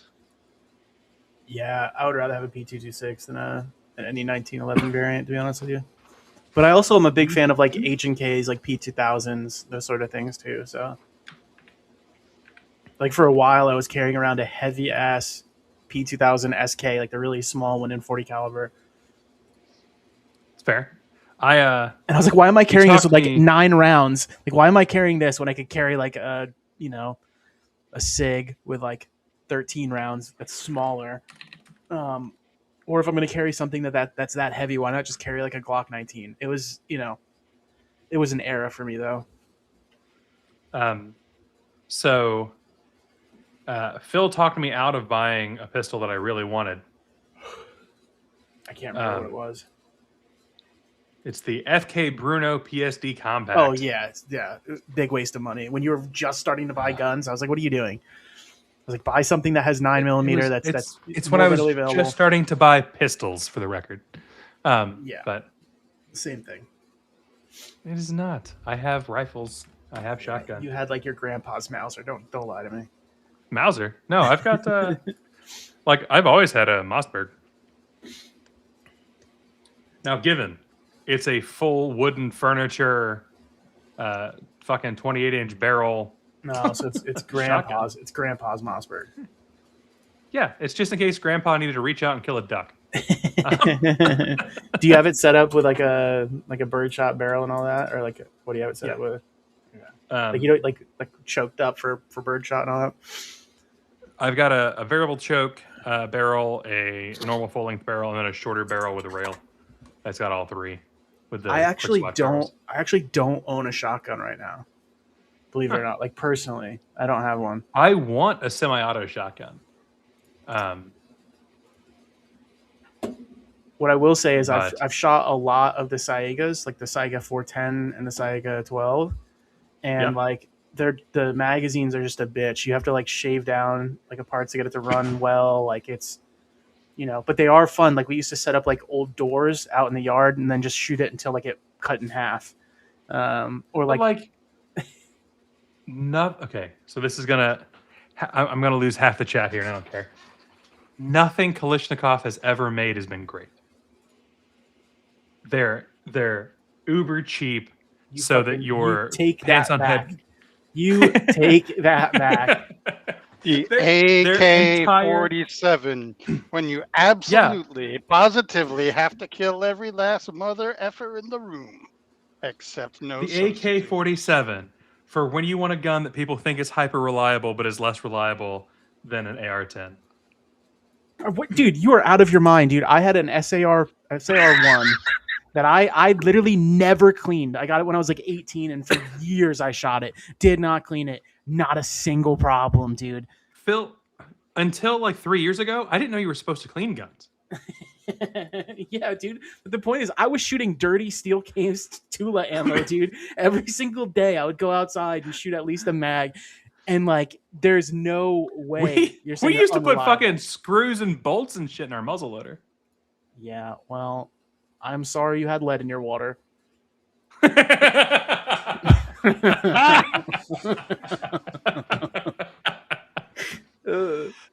Steel on target. It's I mean, like unless you got like the original M16, any of the AR-15 variants is going to be perfectly fine for 50 years too. Like, you literally blow the tube apart before you have problems with anything else. They're not more reliable. Yeah, thank you. No, you're so full of it, dude. You could wait until the metal is like welding together from you shooting it so much, rusted, attached together, and you just like, you slam that thing on the ground or like kick it like on the charging handle, and you're ready to go. Like, I swear to God, if you by the gun quote, tubers like, over and over and over. No, see, I'm with Nathan here, dude. Little baby Draco in the back seat, No, actually, I don't own a Draco, but I had AKs for the longest. The AK wasn't even produced by socialism. It was produced by a German who'd been captured, and Kalashnikov stole the fucking idea. Yeah, the Germans were socialist at that time too. Get with the program.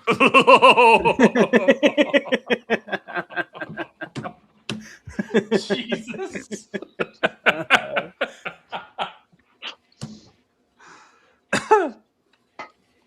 And they're unfortunately making a bit of a comeback in 2026. It's not been great. No, the Germans, the style of German socialism. Let's put it that way. So the USSR stole their gun makers, and we stole their rocket makers. Yes, we got the better of the deal, and that's why we made it to the moon. So you say they produced Tetris, but Alexei Pajitnov was promptly like, I'm making money off of this shit. Fuck you, Russia. And comes to the U.S. with the idea, brings it here, and it's been American ever since. And he's like, America's great. Capitalism, baby. It's like, yeah. You're telling me I have to share this Tetris with the entire country? No, thank you. My profits. We're back. Karen Ann, thank you very much. As soon as I came in the room, I had gotten a link and it popped me and it just put me in the room. So thank you. Is Karen Ann the de facto like guard at the gate now? Yes. Is it like the Richard, I find your lack of a hyphen disturbing. I thought you might. It's there for only very particular people. I went back and forth. Actually. Add a hyphen, but after long and before stress. Oh yeah, just put it in some random place. Or large hyphen rep. Yeah, that would work. Large rep. Yeah, no, that's good. Yeah, I appreciate that somebody noticed. See, I don't know Longstrip. I noticed immediately when it came up. I started getting Forrest Whitaker eye. Forrest Whitaker eye is crazy. That's out of pocket. Leave that man alone. That wonky eye was made by God. This meeting is being recorded. Trying to look at the people. All right. Welcome back, everybody. You think Austin's the living in time that car is yet? 10 p.m. Eastern. We are out of executive session. Madam Secretary, Madam Vice Chair, you had a motion you wanted to make? Yes, and I believe that Mr. Secretary has the ballot ready. Shall I? I'll wait for it. Okay. This is gonna be spicy. Yes, I will. I will read it to you. This is gonna be spicy. Move that the executive committee recommends to the entire national committee that they direct the national chair and LNC council to immediately request the court enter a 90-day stay on all legal actions regarding the trademark litigation in New Mexico for purposes of good faith negotiations by all parties to seek amicable resolution. An update shall be provided to the LNC by counsel at each meeting until the issue is resolved or settlement falls through and litigation proceeds. Here we go. And I will move that now. Been moved. Is it seconded? I second. Okay, it's been moved and seconded. There is no discussion. We move straight to a vote. Evan does not seem Mr. happy. Flores.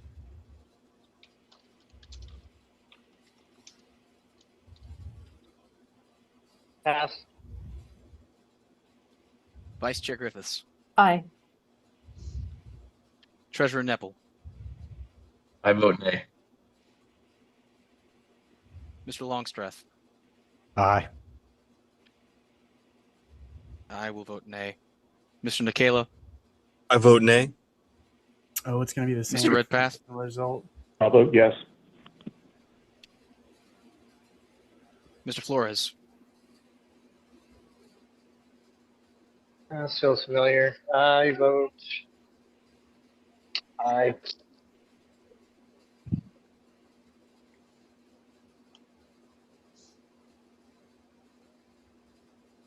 I believe The I second heard aye was his vote. Say what? Yes, that was aye. Okay. Apologies. Chair McMahon, the vote is 4 ayes, 3 nays. Your vote will make a difference.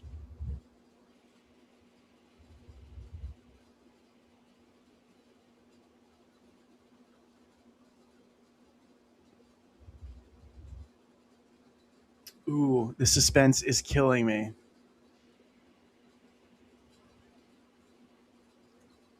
Got it. I'm thinking. Did he lose connection? No, he said we he's need a thinking. resolution? He's no, thinking. I'm thinking. That's why I'm clicking my pen so you hear the noise. Can you hear my pen clicking? No. Okay. No, I have ISDN. What the fuck is ISDN? Pre-broadband internet. Oh. No. Mr. Chair, the vote is 4 in favor, 4 opposed. The motion fails. Jesus. Hey, there being no other business before the body, I would entertain a motion to adjourn. So moved. I'm going to say by tradition, it was Mr. Redpath who moved it. Is it seconded? Yes. All those in favor say aye. Aye. Aye. Aye. All those opposed say nay. We are adjourned. Mr. Chair, I can send this by email to you, but since I had your attention and I have ADHD and I just thought of it, at the next LNC meeting, is The it recording possible? has stopped. Is it possible? Dang it! I wanted McGee. I wanted to get the 1-800 elect us in. Is it Go ahead. possible for the historical committee? I have I'm going to have a request about transferring archival material to UVA that I'm going to need authorization of the LNC most likely. So, if you're at the next meeting, if there's time, or the meeting afterwards, if there can be an agenda item for that. Just send me whatever language, Okay. whatever time, and if there's an actual motion you want, send that to me. I'm happy to move it on your behalf.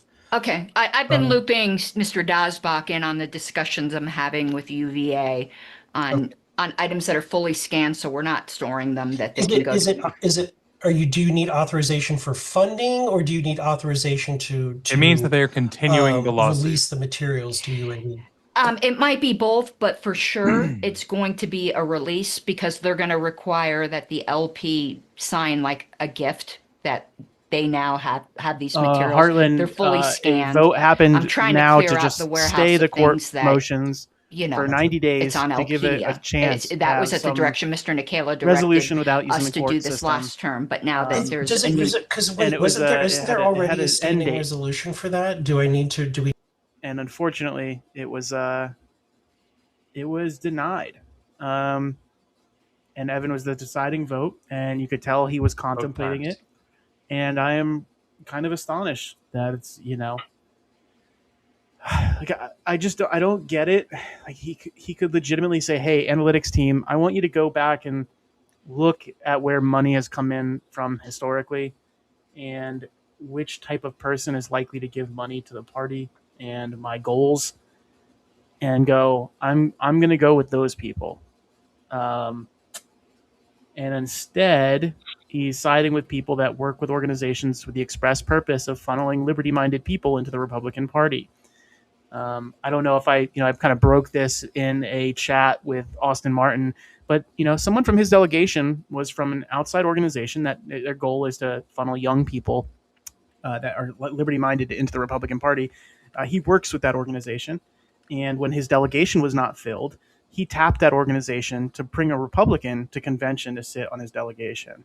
And so he's out there telling everybody that, they've committed fraud, this or that against the party for trying to support this. Yet he's bringing people purposely that their goal is to destroy the Libertarian Party in.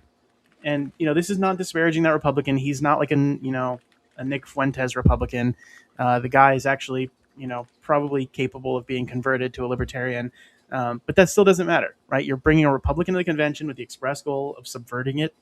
And that's who they're siding with. These people that will never give their money to the party, people that want to see it fail. They don't want to see these ideas become incredibly popular because they would rather have us not be spoilers. They want us to forever be the kingmaker strategy.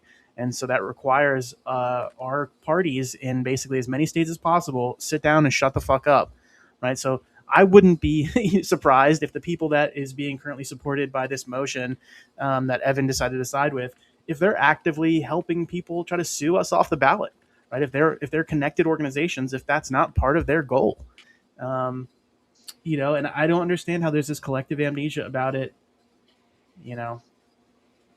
and, I will say this, like I've never been excited about the party really ever.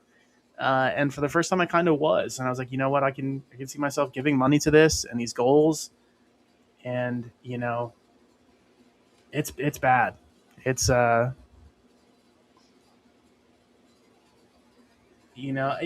I will say is, if things end up, getting worse and worse and worse, he'll have to reevaluate his decision making here.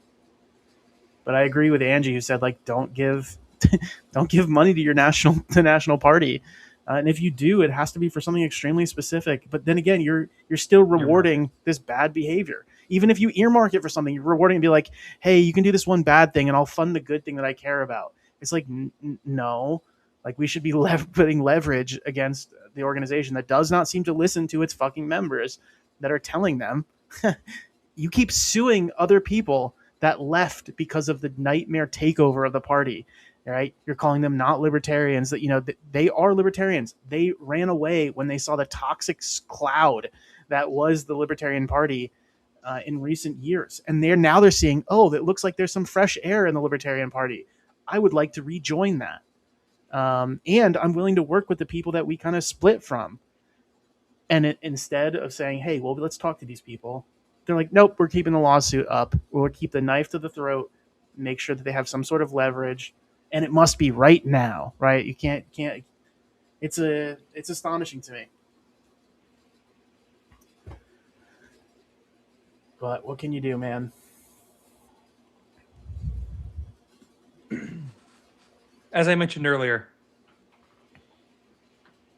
I believe that we need a party for what's coming after revolution, or after this next revolution, because revolutions are inherently something that go in cycles.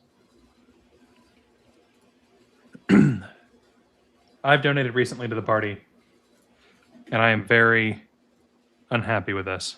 See, I did not donate like after this one, and like Amanda's obviously we're pretty close, right? I think her being on the board is a good thing. I like a lot of the people that are up there, and even without this vote, I like Evan as a person.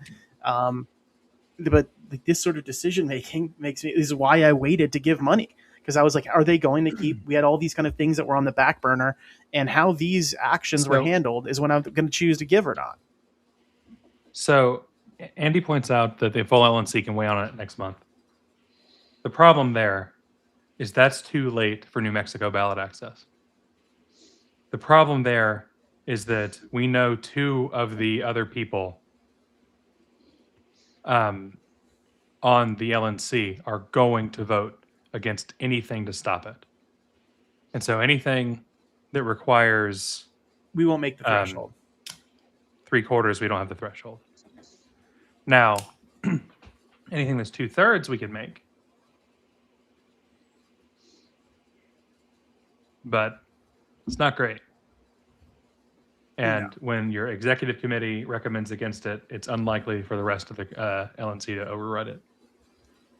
It's not impossible, but it means 30 more days of this, but not 30. I'm sorry, it's a little less than that. It's another 4 weeks of this to go through to bring the question back around. And the only way I can come to the idea that this is the correct idea is if they don't have all the facts of the case.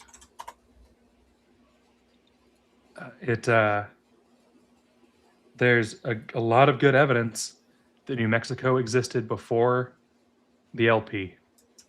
And if they can prove that they existed before the LP and have continuously existed since then, they win that case. And if they win that case, we lose our IP claims in everywhere. So the people that are screaming about how this is important for New Hampshire are asking us to give away our IP here so that we can't go after New Hampshire. And it's something we've talked about previously. It's something we've talked about on here. And I'm not for IP lawsuits in the first place. I think they're stupid.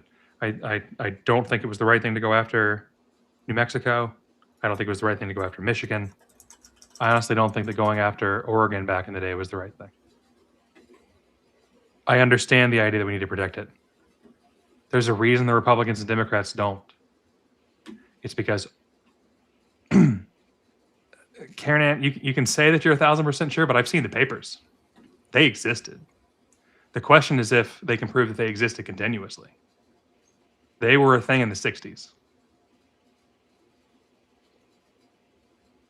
They have papers from 69 showing them. And so if it goes through and that happens, there's a reason that Fresh IP has no wins. They have a bunch of losses in this exact space. You can go look them up. They don't win. And so what we have is a law firm that's known for losses, that exclusively goes for setting up IP claims with the government and tries to get settlements, that doesn't actually go to court, who we are now going against someone who has decades of wins in exactly this space as a state carve-out. And so, I hope I'm wrong. What's wild to me is I think if you took like the collective income of the members of the affiliate that they're trying to sue, it would be more than the National Party receives at this moment. Like easily. Maybe even just the board. Probably just the board, honestly.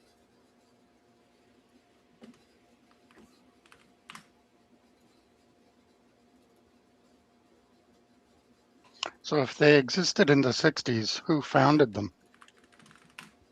The same group that was with them through the mid-70s, at least, once they became part of the LP. I don't remember the name.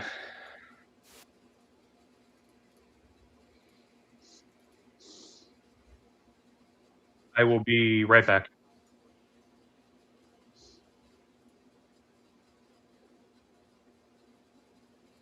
Oh, that means I need to Phil, focus what's on your chat. what's your PhD in? I'm an analytical physical chemist, but I'm worked with nanomaterials, and so like particularly like how nanomaterials interact with light. So like converting.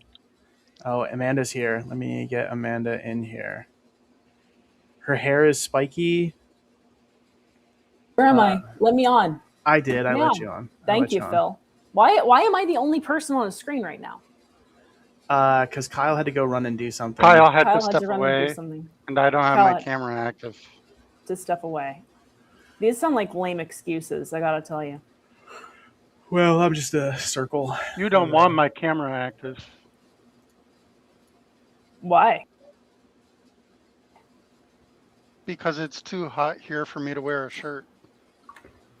See, thick dudes of LPA, dude. I'm telling you. I was the one who suggested the Thick Dudes of LPA calendar. You say that, you like. I'm telling you, that was an idea that long, it was written. I was going to call it Thick Libertarians. Yeah, see, but but no, it needs to be branded an LPA thing. The thick dudes of LPA. I want to talk briefly about my philosophy on comment, just my general philosophy. I just want to read some theses to you. No. Oh God. My theses on commenting on party business. First of all, obviously, things under NDA and things said during XCOM. Got a couple of people asking questions about this. My philosophy is that individual members of the executive committee of the LNC, their positions can and should be critiqued. We have a duty to do that if we think that someone's position is wrong.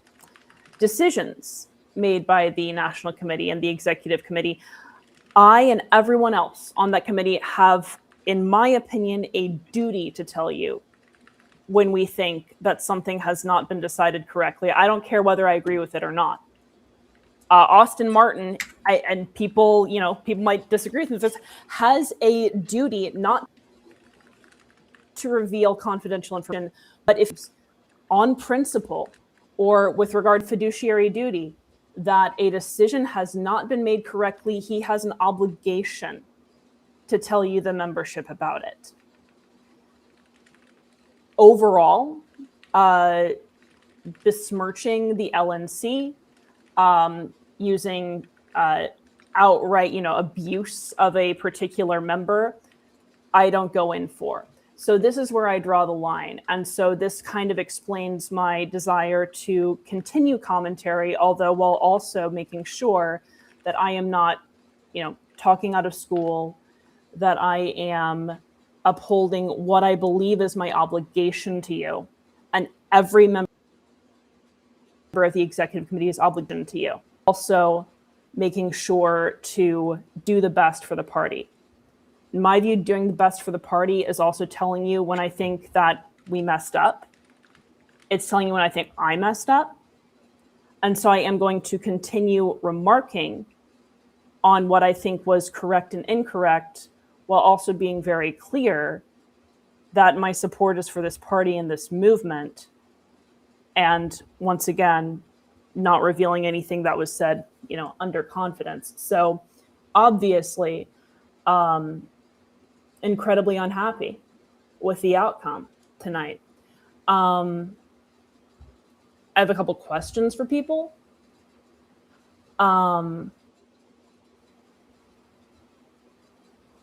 As for where we go from here, I know where I'd like to go from here, but I am one person, and that's going to require other folks changing their minds about certain things too.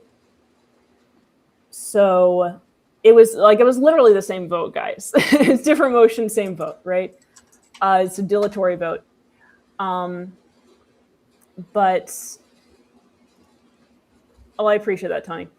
And I appreciate you guys being here.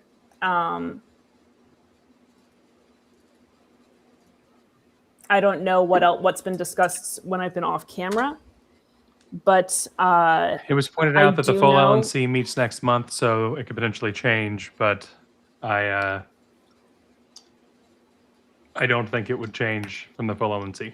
So yeah, and I think we have to consider psychology. I think we have to consider. Oh, you mean her egos, and why aren't you staying silent and falling in line, Amanda? Why aren't you staying silent and falling in line? No. I didn't mean that, actually. I meant in terms of like the psychology of making a different decision after whatever's transpired over a month. We don't know. I do like being able to make these decisions, Karen Ann. It's not fun when you either don't understand someone's motive, or if you do understand it, don't agree with it. But it is absolutely which to be able to make. I have had my phone blowing up with people who are very upset about this, as I did a couple nights ago, so I know where you guys are. I appreciate the support. I appreciate you all being here. I will once again, because I saw a comment in the chat earlier as I was scrolling through about donations. Look, guys, earmark donations are a thing.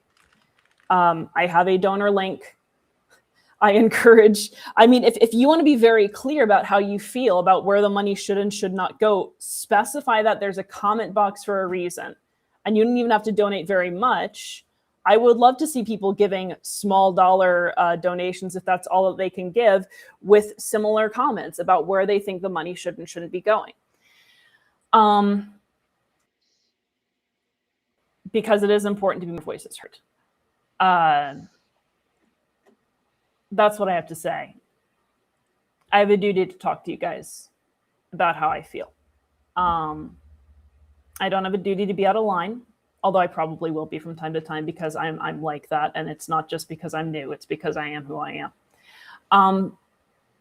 I also think part of why I got elected was because you guys knew that I'd be real with you. And I want to respect that too. So they aren't, Angie, but hopefully that's the kind of thing that can change with a policy manual amendment. And they at least see what people want. I don't know if there's an awareness of just how this is across factions. We will see. And so that's why I appreciate people writing to folks and telling them. Can you still have an organization even if ballot access was lost for a while? You can, and this is a thing that's not confidential. Discussions about LP New Mexico. Okay. And how LP New Mexico existed before the LP, like we've talked about before. But see, Andy, I like your thinking. I like your thinking. That's the other thing with the merger, and this is public knowledge, so I'm not sharing anything that I shouldn't be, is if two parties merge, it's not like they automatically get assets, voter list, ballot access, name, right? So that's part of why there's talk about having a merger into something called the Libertarian Party, because then that name gets retained and the voter rolls get retained. So that explains part of that. I'm sure then they could argue the failed paper. Yeah, y'all are doing like deep history right now.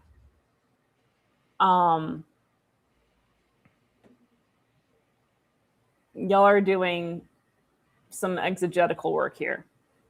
It no matter what, the thing you're talking about, if you're saying that there's a discontinuity, it means they have to do discovery. Discovery has a cost per page. You're talking about going through 55 years of records, more than 250,000 pages of records. It's going to cost a That's like phenomenal half amount the of money. length of Amanda's theses that she was going to tell us about a minute ago. Those half the length of what I was going to recite to you about my theory of party commentary. I like talking history too, Karen Ann. I'd like to talk about the history of the Russian Revolution. That always makes me feel better for nights like this.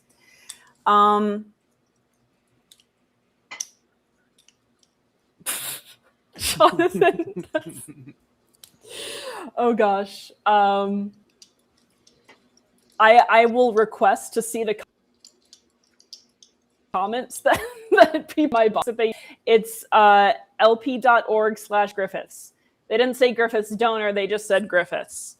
Because I imagine all of you just want to shout my last name really loudly, and this gives you the opportunity to do this at least on a keyboard. Yes, do it. Do it. Write comments in the comment box.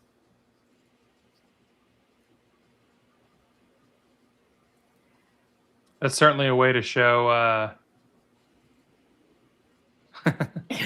who you agree with.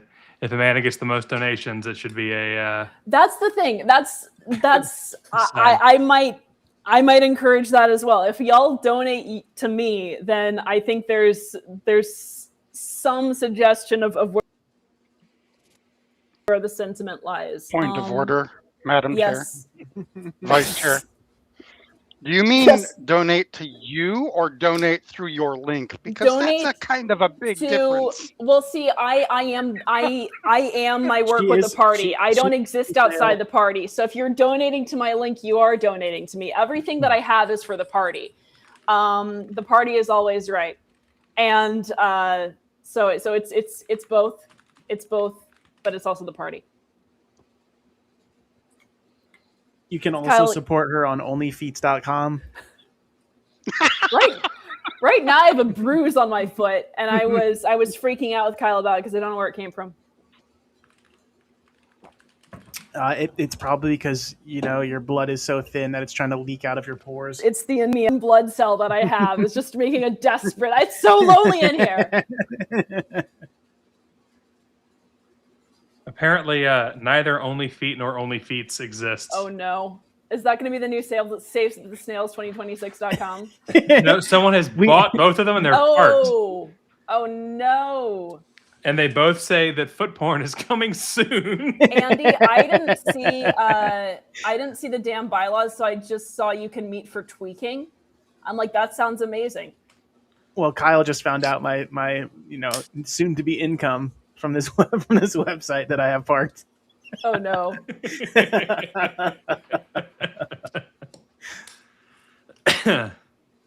I only know one person who has a foot fetish in real life. Kyle, I'm pretty sure does. Well, I tease him about it because he's like always asking people for foot pics. I know two people. People. It's pretty much you and Bryce. That's pretty much the list.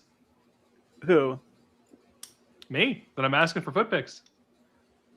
It's Amanda and Bryce. It's pretty much the whole list of people that I ask. I don't know that. I don't know that for a fact. Wikipedia. I saw that. Uh-oh. Oh, she said your name. Karen Ann said my name. I feel like I'm in trouble. I don't know why. Kyle. Kyle. She's got to use the middle and last name all at the same time, though, for you to be really afraid. She's probably this was a funny thing to me. My family middle name was always a "you're in trouble." Oh yeah, that's usually how it goes. My ex-wife's family, the middle name is a term of endearment. Well, that's just wrong. Isn't that weird? Yeah. Did she grow up in a cave of some sort? No, she grew up in fucking eastern Pennsylvania. So a cave of That's some a sort. cave. That's a cave, yeah. That's where the I cave grew is up. western Pennsylvania. That's the Pennsatucky area. No, we got caves, dude. We got a cold. It's crazy. Right near me, we have what's like a cold air cave. It's this big hillside with a big opening in it that's like just blows out cold air because of the way the mountain rocks are. It's like an air conditioner in the middle of summer. We would go there and smoke weed when I was a teenager because it was cold outside.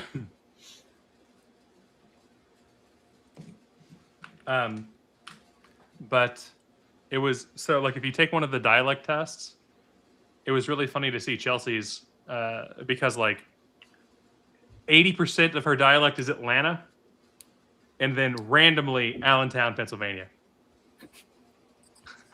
See, My dialect moves with me. Like we've established this. You start to sound like you're from Wisconsin. Oh yeah. If I don't try to cover it up. Oh, Jesus. When we were in went Chicago to for a week. Yeah. We were in Chicago for a week, and we were in Chicago for a week. Oh God. Yeah. I don't know. Like go buy tacos. She talks like a British person, and next thing you know, she's sounding like a Cockney thug. Pretty much. No, I can. Well, that's just true. Yeah. I am. Look at these guns, man. Just look at guns. She's a dock worker. Known fact. I like dock workers. Yeah, I figured she was a fishmonger of sorts. Singing sea shanty. Selling cockles and mussels. Fucking Amanda Malone. Is Allentown something sounding like Philly? Not really. I'm probably like closer to like an Allentown accent than Philly. Although I lived in Philly for like a decade. I'm getting a call. And the word John. I also say Allentown, but they say Allentown because it's like the closest thing there. They're actually Lehigh Valley. Yeah, I mean it's basically the same thing. Well, right, but people have heard of Allentown. Yes, they don't know about it. Well, though Lehigh University is like an Ivy League school, so like some people know about it from that. Fair enough. When I was doing my original research proposal to get raised to candidacy, I actually saw a professor from Lehigh at a conference, and it inspired the original research proposal idea I had. Nice. Yeah. But like Chelsea had like 9 years of German, so it was funny. Like she talked to the Pennsylvania Dutch and would just be able to just figure it out because of the German. So she's been around a bunch of Amish people, or did she just do that just to do it? She did it to do it. She took 9 years through school. Did she take high school twice? No, she started like an elementary school because she went to a Montessori. Oh, I get she did like a exchange program, etc. She's one of those smart eggs that was being well behaved in her teenage years. Couldn't be me. Yeah.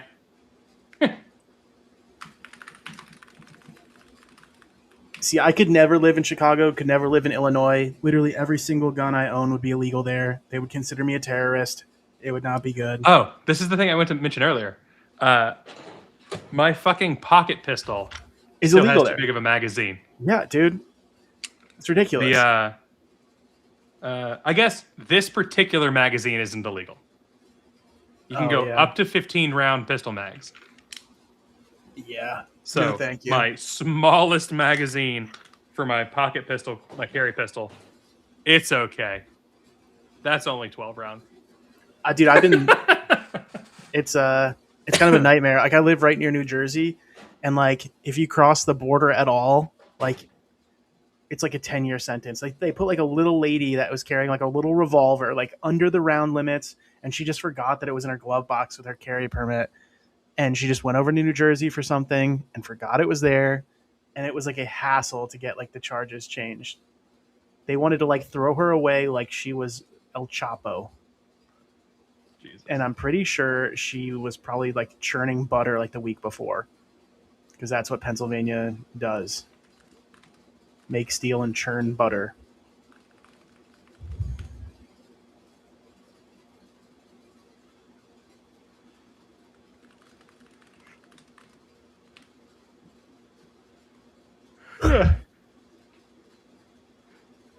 Andy, when they're arresting you for your gun being illegal, is that what you're saying? You're saying Cacao. I can co-sign that. Oh no, Kyle's frozen. It told me that I lost connection for a second. Yeah, you did. Very unusual. Dude, we had a crazy storm up by us. So, like my power's going in and out. And luckily, like my PC is all on like battery backups, but I had to like hard reset my router.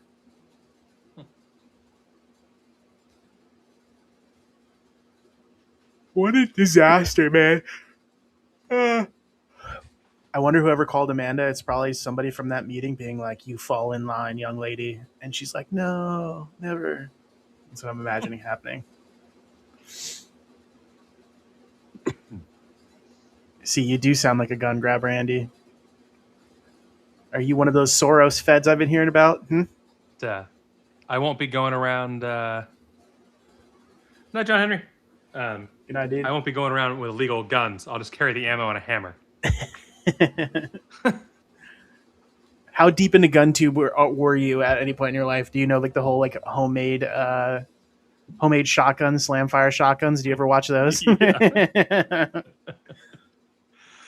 I ever watch those? Yeah. My guy, I grew up on farms. What about, do you watch Tao Flatermouse? You know that guy? I used to watch Tao Flatermouse. They started to get political for a little while, and I was like, okay, I just don't care anymore. See, I haven't watched them in years, but they used to just put every single thing you could into a shotgun shell. And for like a young me, I was like, this is awesome. They started to be like, well, there's only one choice for people who believe in guns. You got to vote for Trump. And it was like, okay, look, go die. I don't have to vote for Trump. I'm here to watch stupid shotgun videos. And you're telling me about an orange red hat wearing fucktard. Get out of here.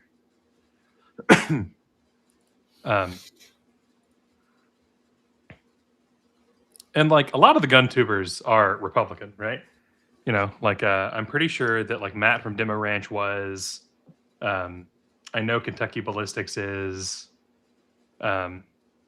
Like Hickok 45 and all that, yeah. I never knew about Hickok. I assumed he was, but I don't think I ever heard him say it. There was one guy, I can't remember his name, but he was like openly a Democrat, and it was always kind of odd to me because I was like, you know, with it, like how much of a gun person he is, I thought he would be like a libertarian, you know, because he had like social views, but I think he was progressive with government policy, which is like obviously wouldn't fit with us, but. Honestly, my favorite gun tuber at this point is Banana Ballistics. What about PSR? I watch PSR sometimes. But Banana Ballistics just has that like super deep, smooth voice, and I love it. Oh, you're a Redpath fan too? I enjoy me a good Bill Redpath talking. He does have a bit of a radio voice. He does.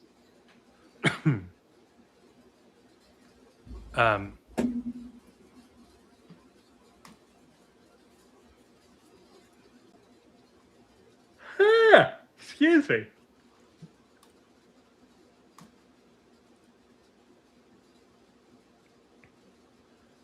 See, 2A Democrats, they kind of weird me out a little bit, to be honest with you. Because then they're like, I really like guns, but also I just want reasonable restrictions on them. It's like, okay.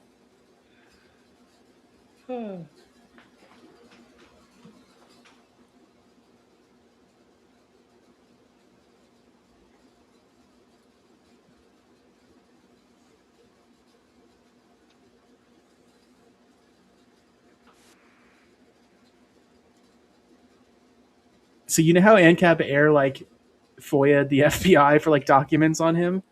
He's been going heavy hard on like all the AI companies lately, like Palantir and all like the domestic spy state stuff. There's like no way to FOIA anything that they have on him, which is like maybe you know, maybe that's the whole point. You know, I wonder if anybody recognized that. After the whole Blackwater era, didn't keep saying. After ANCAP Air's last FOIA on himself from the FBI, I did a FOIA on me. And I used to have FBI pages, and it came back that they don't have anything on me anymore. And what I got from that is they can no longer tell me what they have on me, which is very scary. Mm-hmm. Well, they know you're an executive on OnlyFeets and Wikipedia, and they're trying to link that to the terrorist activities that you have planned against. For school, I had a clearance. So you're not going to tell me the FBI doesn't have everyone with a security clearance on file. I don't know. I don't know if they do. I think that would be like NSA stuff. I think the FBI would probably not be getting involved in that. It is likely an NSA file more than anything. All right. So the reason I had a file previously is if you go back to 2008, 2009, I think it was 2008, there was they called it a hack on the news, but a big DDoSing of PayPal. And it turned out that was a friend of mine. And he's a Chinese citizen, Chinese national. I think he's got his U.S. citizenship now. And so like the FBI rolls up and they come into the quad and they take all of his stuff and all of his roommates' stuff.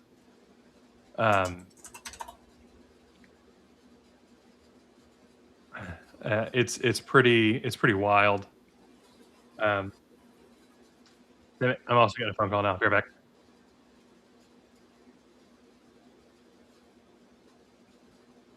Archie, what state do you live in again? You live in Vermont? I live in Vermont. What's it like up there?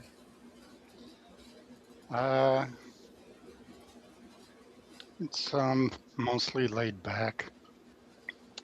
We are definitely a blue state, so in 2018 we were basically the best state for guns, period, because of our constitution, and then our governor signed some absolute BS, and we need to reverse that.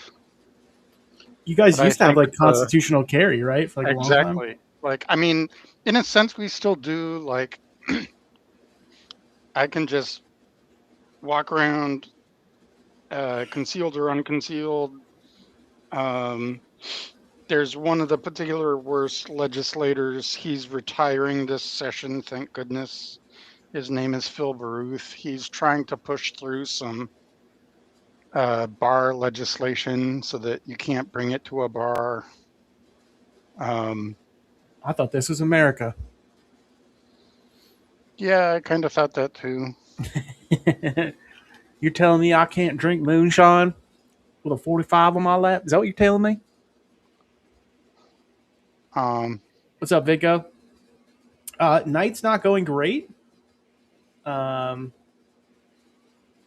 know, but that's just LNC stuff. It's kind of normal for that to happen, I think. I think we'll basically be forever stuck in bullshit action with LNC. How you doing, Vico? What is COTW, Karen? I not great with acronyms.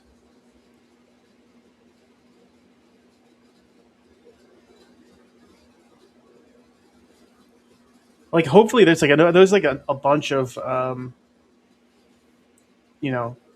challenges happening to a bunch of gun laws and restrictions all across the country. Like, I think even like in New Jersey, which historically has been like incredibly difficult to get a carry permit, now they like it's a shall issue state, and I believe even out of state non-residents, it's a shall issue. You just have to like follow some other kind of restrictions, but I believe even those are being challenged. There's been a lot of progress on that. If you take a look at like a Firearms historical policy map, coalition. yeah, like it's it sucks because like in Pennsylvania they keep still trying to like change it, and they realize that they kind of can't unless they change the constitution here, because it says like it shall not be questioned at all. Like, so it's like even more so than like the the U.S. Constitution, but they kind of found some loopholes with it. Like they basically made it like illegal to shoot on your own property in a lot of areas. Like the townships will be like, you can't do that, even though state law should allow you to do it. Kyle should not be talking about his pocket pistol. Why not? I assume that it's talking about my pocket pistol. She's nervous about me getting in trouble with this being YouTube and things. But oh, are we on YouTube right now? I thought we had a YouTube problem. I got it fixed. Oh, okay. Even talking about it is, we talked a lot about guns this time, like a lot about guns. I ain't worried. You did try to show your gun once, and I was like, blur that.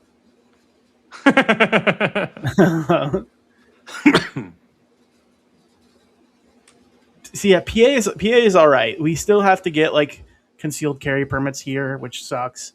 Although, like, it is unbelievably easy, and like the longer you've had it, like the less likely you'll ever have a problem.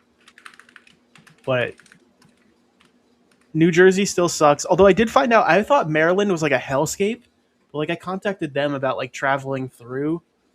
And like I was thinking about trying to get a permit there so that way I can at least travel like this whole side of the country and not feel like I'm gonna go to jail for 10 years for the guns that I carry on me every day. And they said like, hey, as long if you're not like actively carrying it, but you're just going to like stay at a house, like you just bring the gun inside with you and you're fine. And I was like, oh, that's not how it works in New Jersey. Like you stop in New Jersey at all, get out of your car at all, and like you're in trouble. You can only do like the federal protection, which is like driving straight through. Like that's the same thing with New York too. Like you can't stop at a hotel. Like let's say you're on like a really long road trip. Like you can't stop at a hotel in New York or New Jersey if you have a gun with you, even if you're starting in a place that it's legal and ending in a place that it's legal, because it's not considered a reasonable portion of your trip. Although I think there is some stuff at the ATF where they're going to be changing that definition.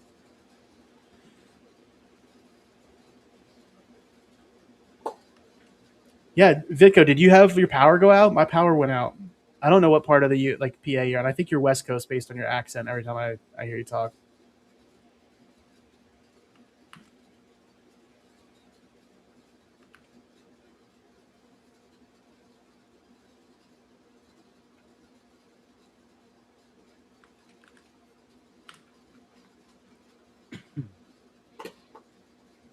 Like it's either Delco or it's out by Pittsburgh is the accent.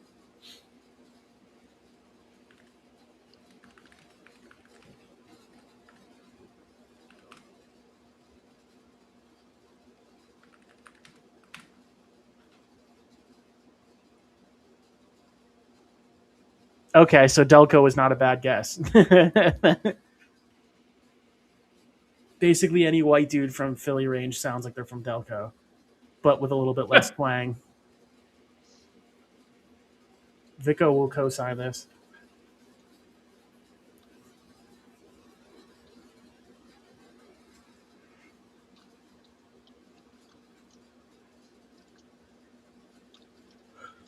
Well, how long are we going to keep this up? We're going to wait till Amanda's done getting yelled at or on her call? Or we're just going to go on here and just keep people entertained?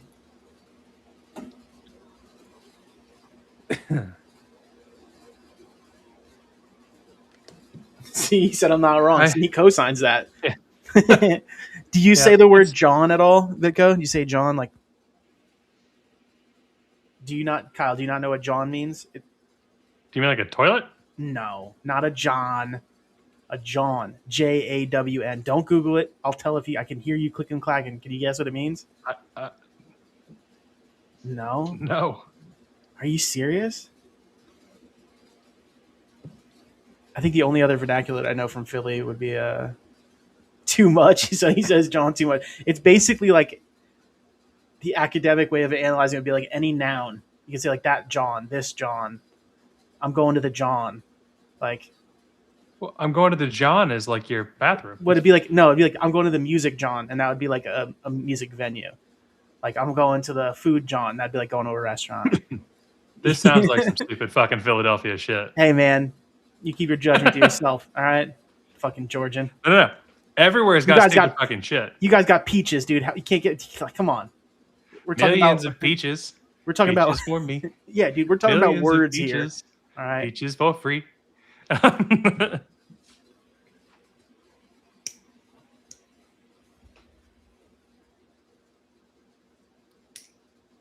Like if you scuffed your shoe, like, oh damn it, dude, I scuffed my John. Bull, yeah, young bull. Looking it up, it's believed to have come from joint and mispronouncing joint. Yes, dude, of course. That's you guys fucking like I'm up in this joint, you know, but just less pronounced. I'm up in this John. You know, I'm feeling a judgment from you, okay? And I feel it's kind of misplaced, all right? I didn't create this word. I just lived there for a decade, all right? And so when I would go buy coffee at the corner store or at the 7-Eleven, I absorbed it. You know, I was just walking by and I would absorb it. there's lots of like stupid fucking things and lots of stupid fucking places. I got a lot of family in North Alabama, and so like, you know what a painter is? No, somebody that paints things like a. No, nothing to do with paint. I feel like this is a trick question. It's not. It's really not. Well, give me multiple choice. But this is. I'm kidding. Just say it. Kyle's like, I am an autistic person. I will give you a multiple choice question.